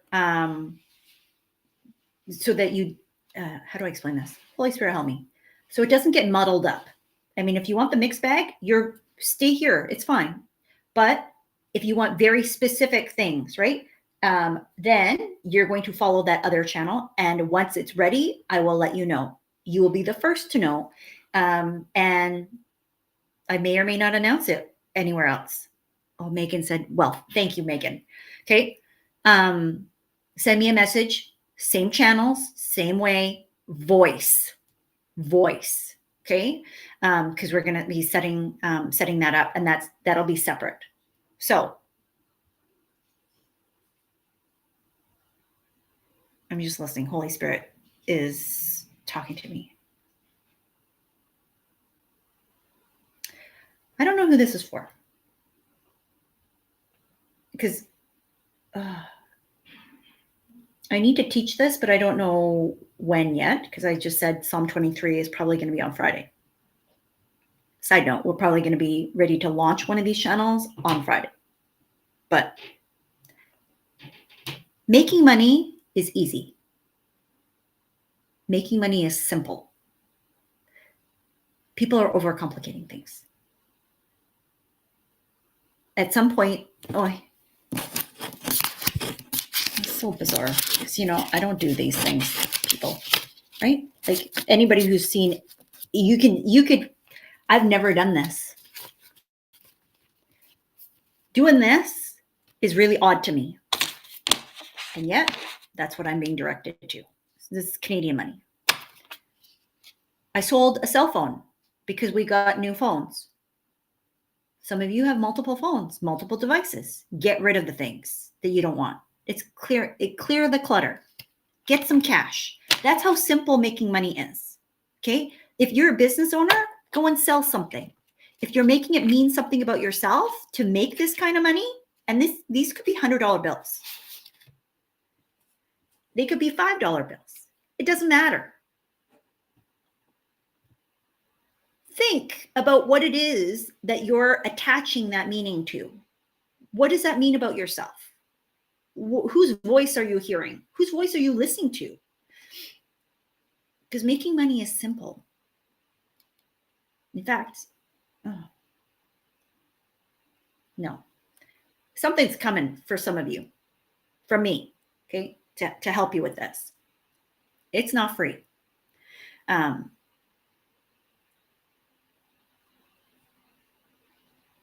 If you know how to make money, you will never go hungry a day in your life. That comes from God, because He gives us the power. You have to use the power. And thinking that somebody else has that power when it is given to you to use is giving away your power. And too many smart women, are giving away too much of their power because they're working way harder than they need to. That's part of the reason why I'm on here today, right? Is we need to really think smart about how we do things, and not from the lens of I am identifying as somebody who's so smart that I can't learn. We're all children, right? We are meant to come before God as children. Making money is easy. It's the keeping of money and the growing of money that requires wisdom and stewardship, and it requires discipline. And that's where most people get stuck. That is the area that I excel in. Can I help you make money? Yes. But my true gift is in helping you multiply it and doing it in simple ways without having to sacrifice your freedom, your faith, your family, and the things that make the most sense to you. And now, in this season of my life, I'm walking into my fun era because I have been serious for a very, very long time. And it served me. I've always been the responsible one. I've always been the one that, somebody can count on. But I was the child who was singing and dancing and a human radio jukebox, not because I was performing for anybody else, but because it brought me joy. And somebody needs to hear this, because God is restoring you back to your original form. If He's done it for me, He can do it for you. Like if you go back and you look at my videos, you will see the transformation of what God has done, even just in this last year to 2 years. When some of you are connected to me from Clubhouse, when I was on Clubhouse, in this same office, I would be sitting in either this chair, which is like an office chair, or in my comfy swivel chair. And this was 3 years ago now. This time last year, we did not know what was wrong with my daughter. My daughter was very ill. And at the time, she was 12. She's 15 now. At 12, she was hobbling around and needed help to get out of bed and walk. And at 12, and we didn't know what was going on. And I would be on Clubhouse crying. pleading with the Lord. And I asked people to pray. I was praying for people, with people. I was being obedient to the Lord. And he brought me out of all of that. And I am better for it. And I'm grateful because with the things that I've learned, I have implemented and I've taught my daughter, but she is a whole human who is in control of her own life. At 15, even at 12, both my kids are bigger than me. Okay. There is no physical way for me to force them to do anything. I can lead and guide, but the rest is up to them. And some of this I've taught, and some of it she ignores. I know that some of you are going to receive this and some of you are going to completely ignore me, and that's fine. What I know is that I've done what I need to do as an ambassador for Christ and as his child and his messenger, and as an expert who is claiming more in this season as I go forward. And so whether or not you take action, that's up to you. But for those who take action and continue to take more action, there will be more, right? There will be more. And some of you will get that more from me directly. And some of you will get that more from others, which is fine, which is great. I think that's really what we're all trying to do, is find our own way and our own path. What I would encourage you, Holy Spirit, why are we talking about this? What I would encourage you is do not compare where you are to anybody else, including me. Don't put anybody else on a pedestal. Don't idolize anybody. Don't think that they are better than.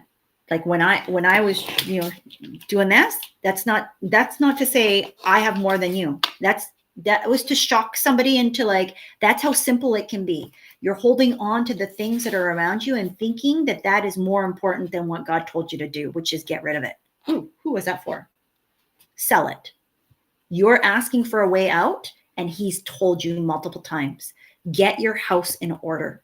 Get your bills in order, get your financials in order, get your payments in order, get your people in order, get your processes in order, get your products in order. Like, get your ish together, because God's moving. And if you're not tracking with him, then you're tracking with somebody else.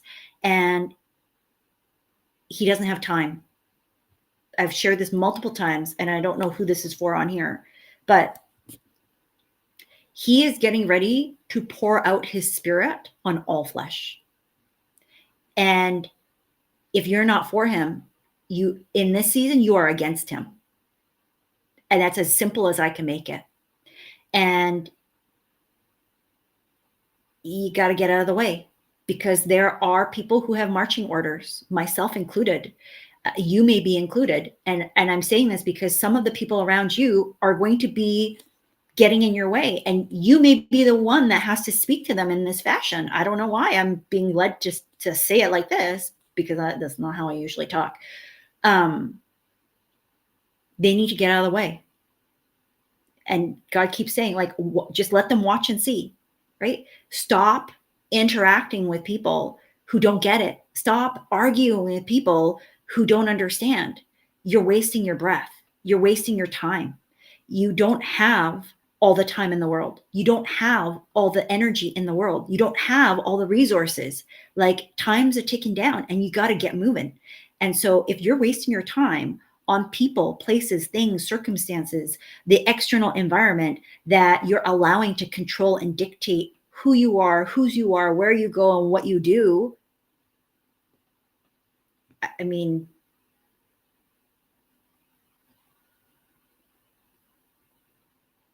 he is the God of impossible.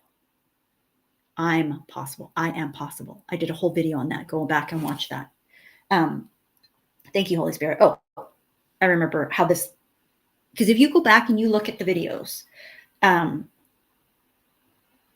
there is a difference in terms of my voice, my frequency, the way that I speak, the way that I show up, the presence that I have, because my presence comes first from God. I am over full, like just, and so what you say, what you do, it doesn't impact me. Like I don't hold meaning to it. Does this make sense?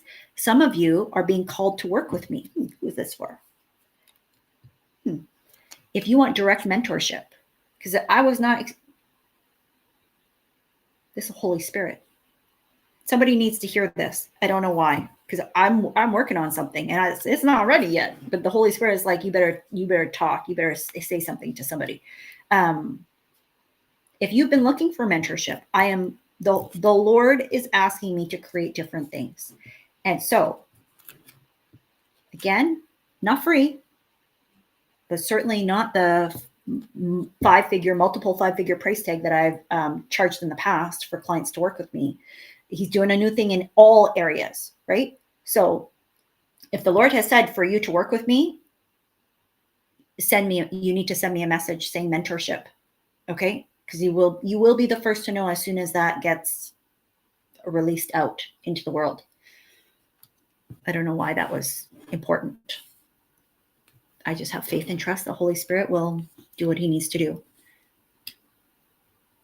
We are all, so if you are a believer, this last piece of this is specifically for those who are called to God through Jesus. Whether you currently do or you are Christ curious, as was me. Okay?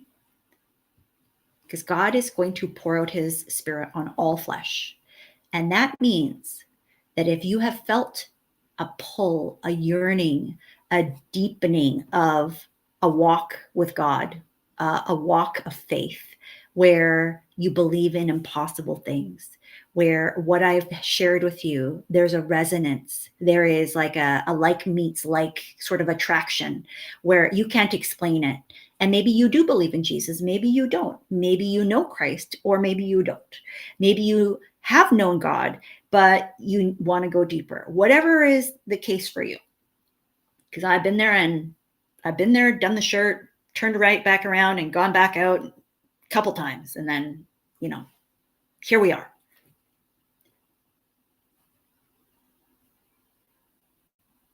God wants all of us to remember there are more on our side, on God's side, than there are on the other side. And he is going to send divine helpers, angelic helpers. So you may see angelic visitors, visitations, presence. If you don't know God, though, you will be tricked, because the devil himself is an angel of light. The devil himself is an angel of light. That's what he's called in the Bible. And so he does not show up all dark and menacing. He actually is beautiful. I've seen him. Chances are you've seen him. Humans show up dark. The demons that work for him show up dark, but the devil himself, he shows up beautiful, filled with light. My room just started to vibrate as I said this. And if we don't have discernment, and if you aren't partnered with God, you will be led astray. And this is why it's so important that even if you don't know God fully yet, that you get in with people who do, whether that's me or somebody else, and test me, right? Like, just go, if you're not sure about me for anything that I say, whether it's business or otherwise, just go and ask God. He'll tell you. He will tell you. He will show up for you. And that's why I can stand before you and say all the stuff that I've said, because I've done it. And I continually do it. Not because I'm superhuman, but because I I am focused, committed to living the extraordinary life that God has designed for me. And I desire that for you. But I also know that my desire for you will not override what you decide to do. You have to decide that it's worth it too. And so until you stop doing what you have been doing that may have got you wrapped up in a big knot, right? Which was what the whole purpose of today's live was about. Unless you can extricate yourself from that, and that's a journey that you have to walk on your own. Can you get help and guidance? Yes, that will help shortcut it, because oftentimes we need a mirror. We need to be reflected back with like, why is this happening and what's going on here? But at the end of the day, you still have to do the work. I still have to do my own work, right? God will do his part. We have to do ours. He will not do for us what we can do on our own. What's the point? It's just like your parent. Like, I don't do for my kids what they can do on their own. Not typically. Because I got my own stuff that I got to get done now. My job as a parent has been to start to move responsibility over to them as they have become more and more capable. Because the goal is not for me to have good children for the rest of my life. The goal is for me to have a functional, healthy, happy, caring adult who also happens to be my child. But living on their own with their own family and hopefully teaching their own children at some point all of these things down the line. Does that make sense? Okay. So let us be doers, not just hearers of anything that you take the time to do and hear. Your brain is being reprogrammed as we speak, just simply from listening. Go back and re-watch, re-listen over and over again, because your new neural pathways are going to fight you on this. But I know that if there's a part of you that's like, oh, I have to listen again, then just keep listening. The exercise from our last live still holds true. In case you've forgotten, it's okay. Don't beat yourself up, because again, there's a real life example where you're going to go, oh my God, I almost forgot. Or maybe you did forget. Sunk cost fallacy. You're going to think, I didn't even really start. What's the point? I'm supposed to be doing it every day. I didn't do it, which is pray 3 times a day, Psalm 23 and 24, for the whole month of Adar, which is month 1 and 2, Adar 1 and Adar 2. And I'm just going to keep it PG real here. It was like 8 p.m. last night. And I'm the one that gave the instructions, and I almost forgot. And as I was lying there in my sauna blanket, the Holy Spirit said, are you going to pray? Oh my God.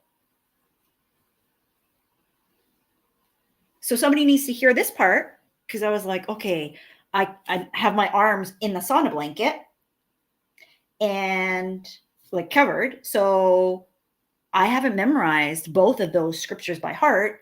How am I going to say this out loud? Well, I stuck it on my Bible app and I hit on the King James Version, and I hit the play button because the voice will play. And as the dude started to talk, I said it right alongside of him. And then I would be like, okay. So it went Psalm 23, Psalm 24, and then I hit the rewind, like go back to the previous Psalm, did it again, did it 3 times in a row. Okay. So don't beat yourself up over the things that you have or have not done. Just decide today, knowing what I know today, what can I do differently? Right? What's the decision now? What do I do in order to help set myself up for success if I'm going to continue to do it this way? What needs to change? And if I'm not going to do it, great, let go of it, but then don't immediately fill it up with something that you don't want, right? Like if you're spending time, I don't even know, who's this for? Somebody is letting go of I want to say like a bad habit. I don't know what that means. Overconsumption. That's what I heard. Okay. I don't know what that means for you. I don't know who this is for, but I heard overconsumption. It might be like food or I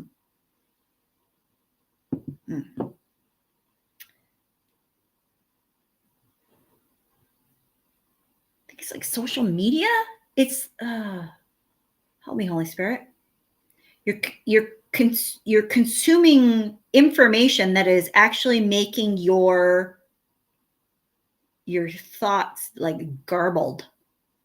That's the best way I can explain what I'm seeing.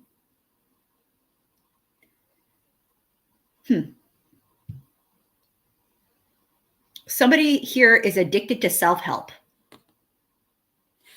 where you're so afraid of just allowing what you know to come out of you, to be guided, to be led, that and to be silent until it shows up, like to wait before God, that you're like a self-help addict, meaning you're like, oh, I'm constantly learning. I love to learn. I'm listening to a podcast, or I'm listening to a YouTube. I'm listening to a sermon. Like you can't be still. You can't be silent. And this overconsumption is like consuming your ever waking hours. Who is this for? To the point where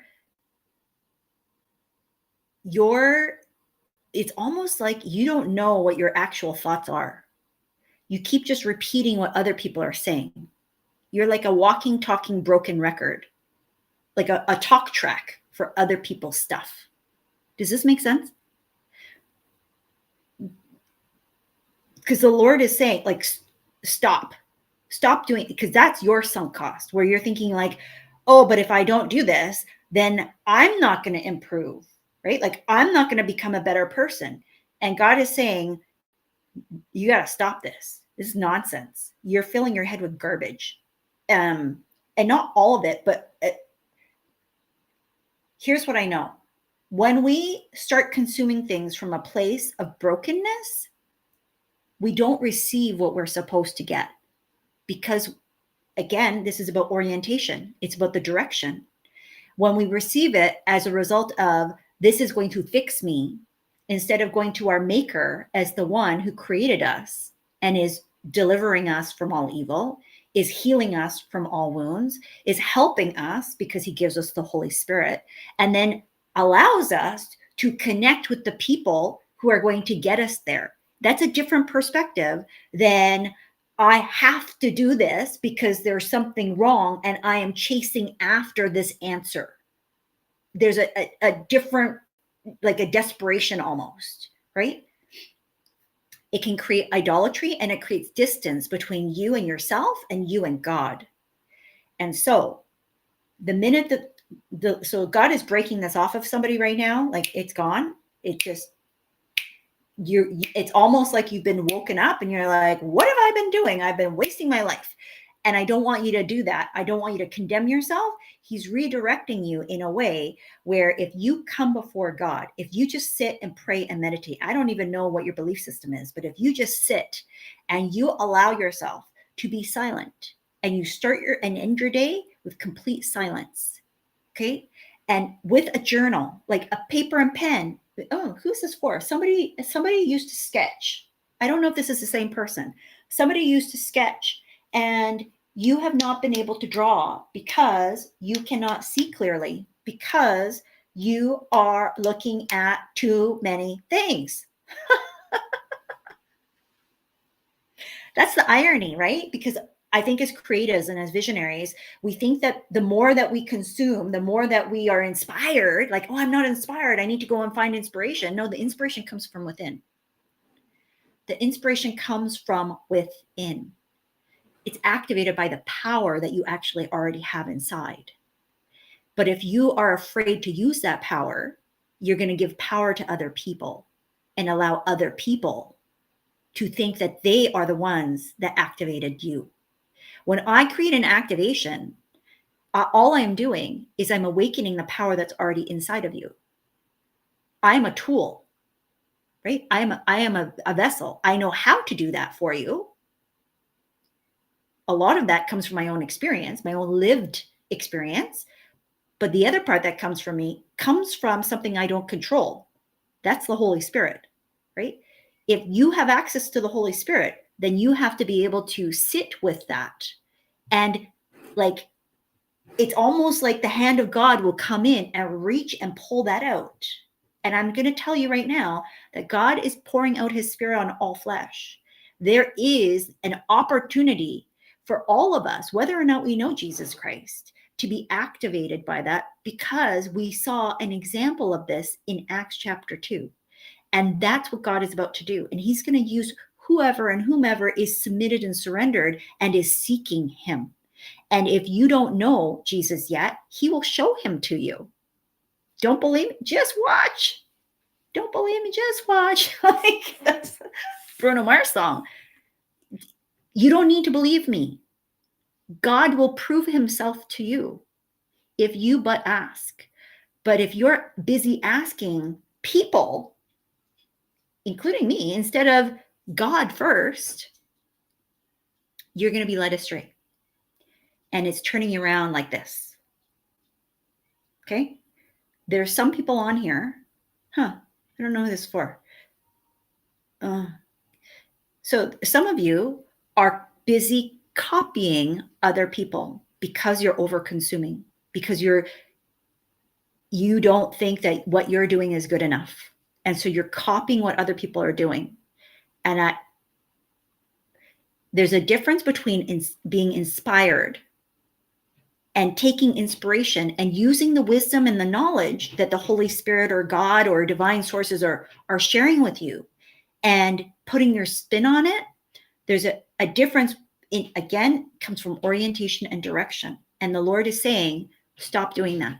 Because what it's doing is it's making you chase after, it's like an ambulance chaser. You're chasing after the platform. You're chasing after the fame and the fortune. You're chasing after the follower count, as an example. You're chasing after even the money. Like, that's a spirit of mammon.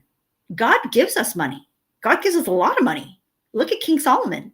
He's the richest man still to this day. Again, it's going to come from orientation and direction. And if you don't believe that the ideas that God has given to you, the stories that God has given to you are good enough, I mean, hello? He look around you. What are we missing here? We're missing the boat, like the literal boat. That was for somebody. Stop copying. It's not going to get you where you want to go. Stop talking about stuff and making it seem like you're already there. So the last example that I'm going to give you, and then I'm going to hop off.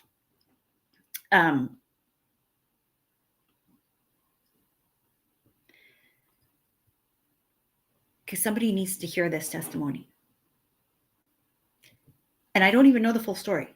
I literally just saw it this morning. And I know that God showed it to me for me, but he's also asking, yes, he's also asked me to share this for somebody on here. I don't even know her full name. So if you happen to know it, feel free to throw it in the comments later, after, or whatever. On YouTube, there was, I think it's a young lady. And 3 weeks ago, she made a video saying, YouTube changed my life, right? YouTube changed my life. And I'm an introvert with less than 500 subscribers. In 3 weeks, her channel has blown up. She is 6,500 subscribers and counting. Okay. And from one video, she had under 500 subscribers. And now remember, oh, thank you, Jesus. I don't remember when I had released a video saying anything can happen. It may have been around this time, about 3 weeks, maybe a month ago. Remember, I've said, like, just because you don't hear a tree fall in the forest doesn't mean that the tree didn't fall. It's the same thing for you. Like, just because nobody actually hears what you said doesn't mean that your words don't have weight. Doesn't mean that they don't have power. There have been things going on in the world, all kinds of like weather systems and patterns that have changed. And I have talked about it for months, and I keep saying it because God says, and it keeps happening. They don't always happen where I live in the world because God's everywhere. But that girl, that young woman, I mean, she didn't know what was going to happen when she posted that video. In fact, because I watched a little bit of it, because I was like, okay, let me just watch a little bit, as I was led to. And at the very start of that video, she said, I'm inspired to create this video because somebody else, I don't know, blah, blah, blah, blah, blah, name, either posted something similar. Okay.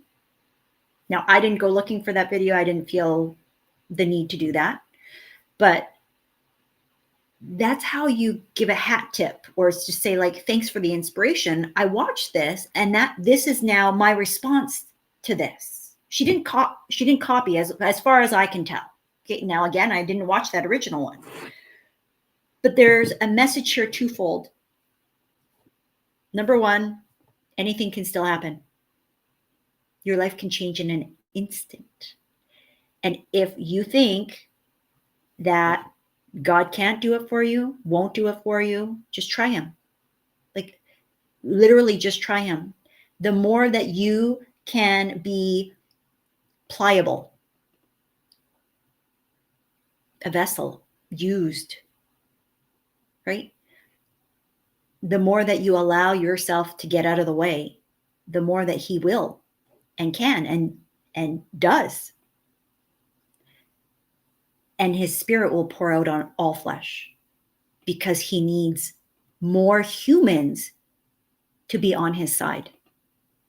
There are 2/3 of his creation, the angels, never fell from heaven. 2/3 are ready to do what we need them to do, but not if we don't speak right. And the rest are wreaking havoc upon the earth simply because we're allowing them to. And God's not happy about that. Just so, there will be continued rumblings on the earth. I'm not going to go into all that detail here, but this testimonial, I hope it inspires you that under 500 subscribers on her YouTube channel, she has allowed herself to be in love with the process, right? She had no expectations, and has been consistently just applying herself to do the work, to talk about what she's led to do. And for whatever reason, that was the video that shot up. And the platform is rewarding her for it, for sure. But there is some strategy involved, and I can break down the strategy if it's helpful in a future video, right? But here, what I want us to recognize is it's never too late.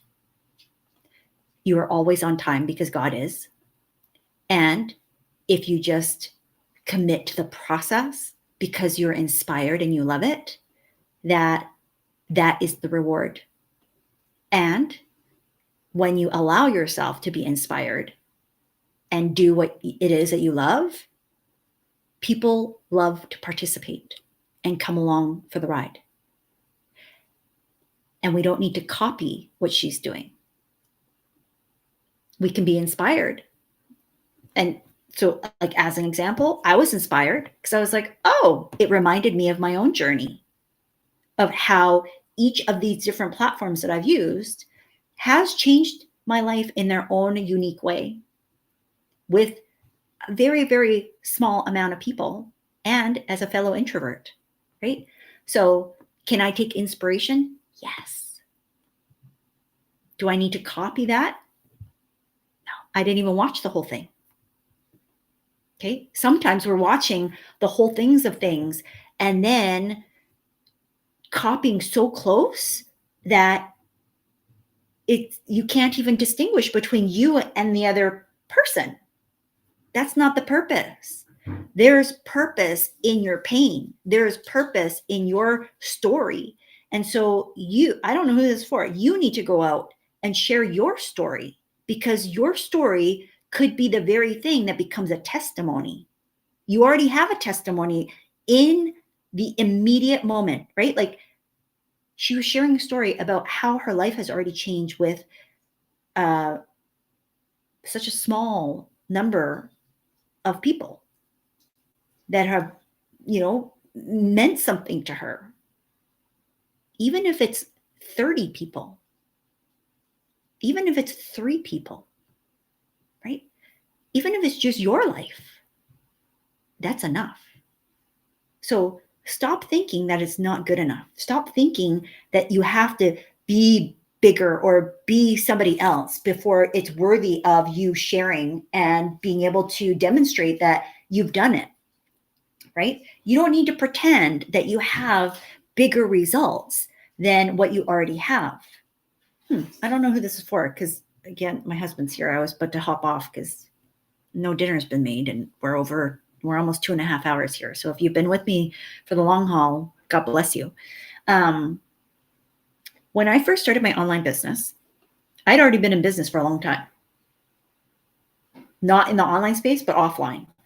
Multiple iterations of different business ideas. Okay. They all made money, but they weren't like, well, they were all learnings though.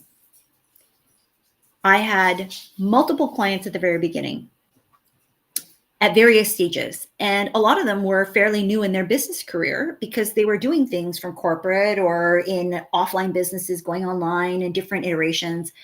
And there was one client in particular who wanted to do business coaching. And while she had a business, she had never really operated as a business. I can't give away more information than that because of privacy. But suffice it to say that she struggled because she didn't have any clients offline that she could then translate online. And the number one thing that she asked me was, what do I say when people ask if I have any clients?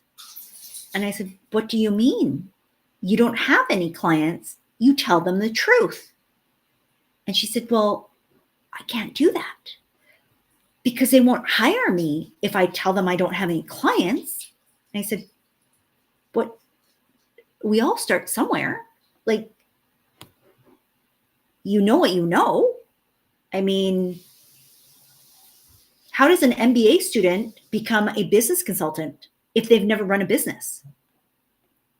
They can still get a job based off of the theoretical knowledge that they have because they already know something. Just because you haven't done it before in a real life environment doesn't mean that you don't have experience or knowledge or wisdom or value, right? That the things that you know aren't meaningful. She insisted. And then came running to me, online running to me. Oh my God, Susan, my worst nightmare happened. Like this client wants to work with me, but she is asking for references. She wants to talk to some of my past clients. And I said, well, I mean, I told you not to do that. Like I told you to just tell the truth. Because when I started in the online space, I never told clients that I had any clients. I said, I know how to help you, which is true. I know how to fix this problem. I know how to get you the results that you're looking for. And no, I haven't done this online yet. if you want to work with me, I mean, this is the reality of what's going on. And my prices will keep going up because they will. And they did. So I never faced this issue because I was honest. And if we are honest with ourselves, and because the reason why she was scared to say this was because she was afraid and she wasn't honest with herself, that she didn't feel like she knew enough. And so she was out of integrity. She was out of alignment. She didn't really want to do business coaching, but she felt like it was the avenue in order to make as much money as possible with the knowledge and the skill set that she had. And so that's why I said before, making money is the easy part. Keeping it, building it, growing it, stewarding it well is the harder part. They're all skill sets though, right? And there are a million ways to skin the cat, so to speak. It's just really a matter of, what do you want to do? What is aligned for you? What are your desires, right? How do you want to operate in this world? And it is completely okay to not want to do it how anybody else is doing it. Find you a mentor who can support your vision, who can see bigger for you than maybe what you're able to hold in belief for yourself. I always say this to clients, and I do this online all the time. It's been a while. Borrow my faith. I have a lot of it.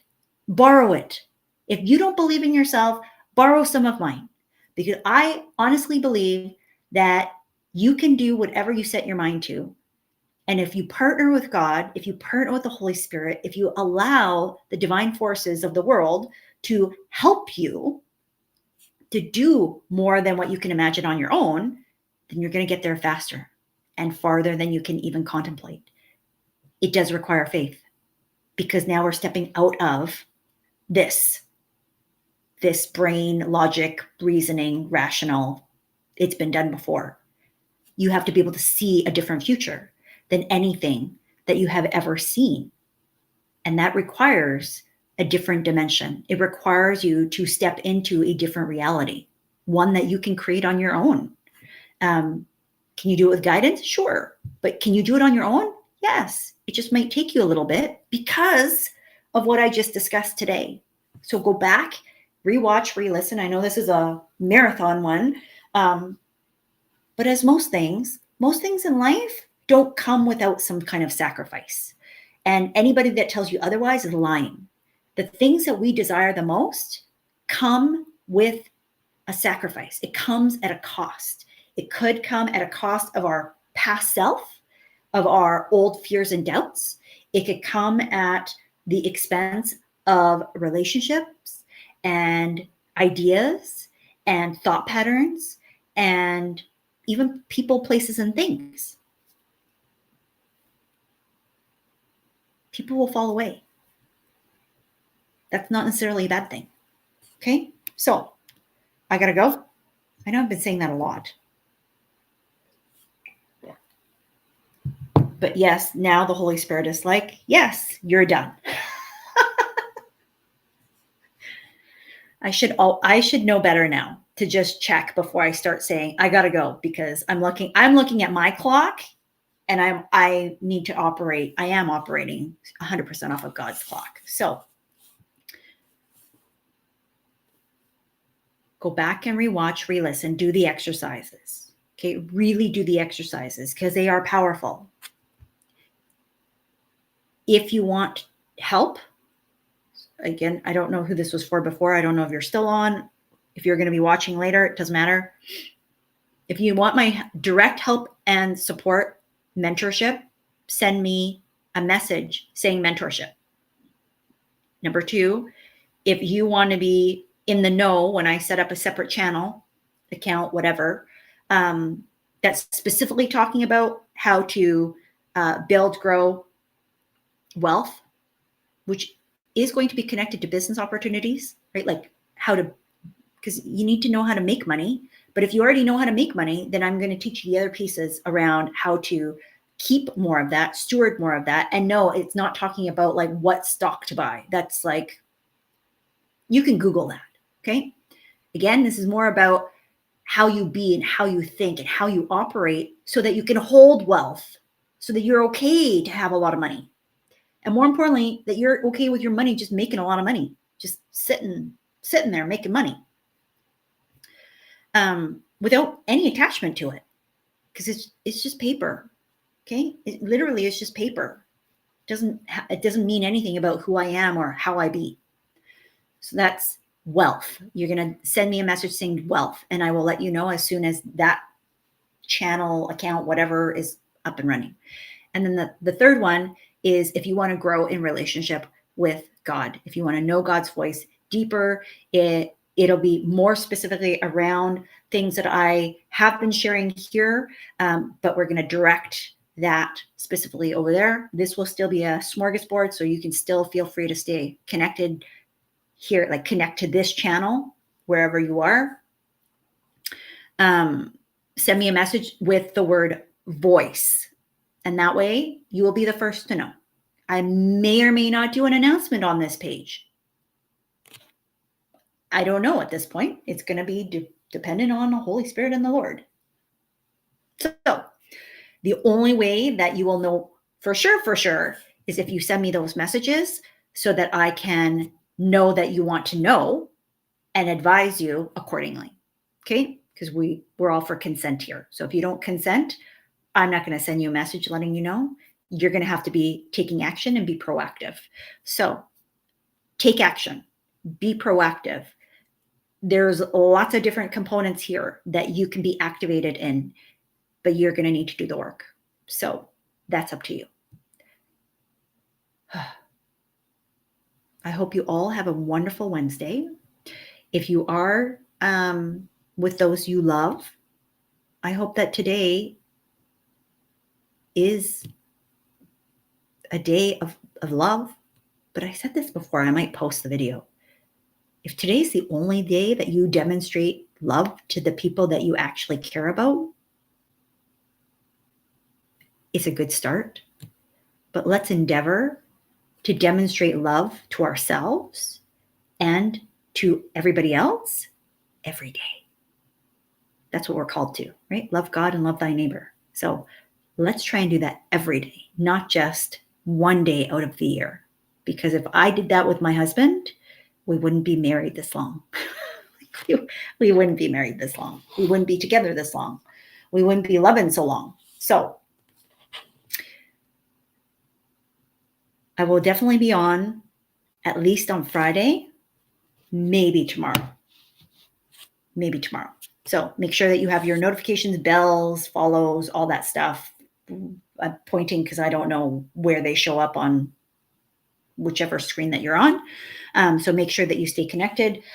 Friday, we will be doing lengthier teaching, and that will be on Psalm 23, I think. But it's going to be on the tables we build and how God's building our tables for us.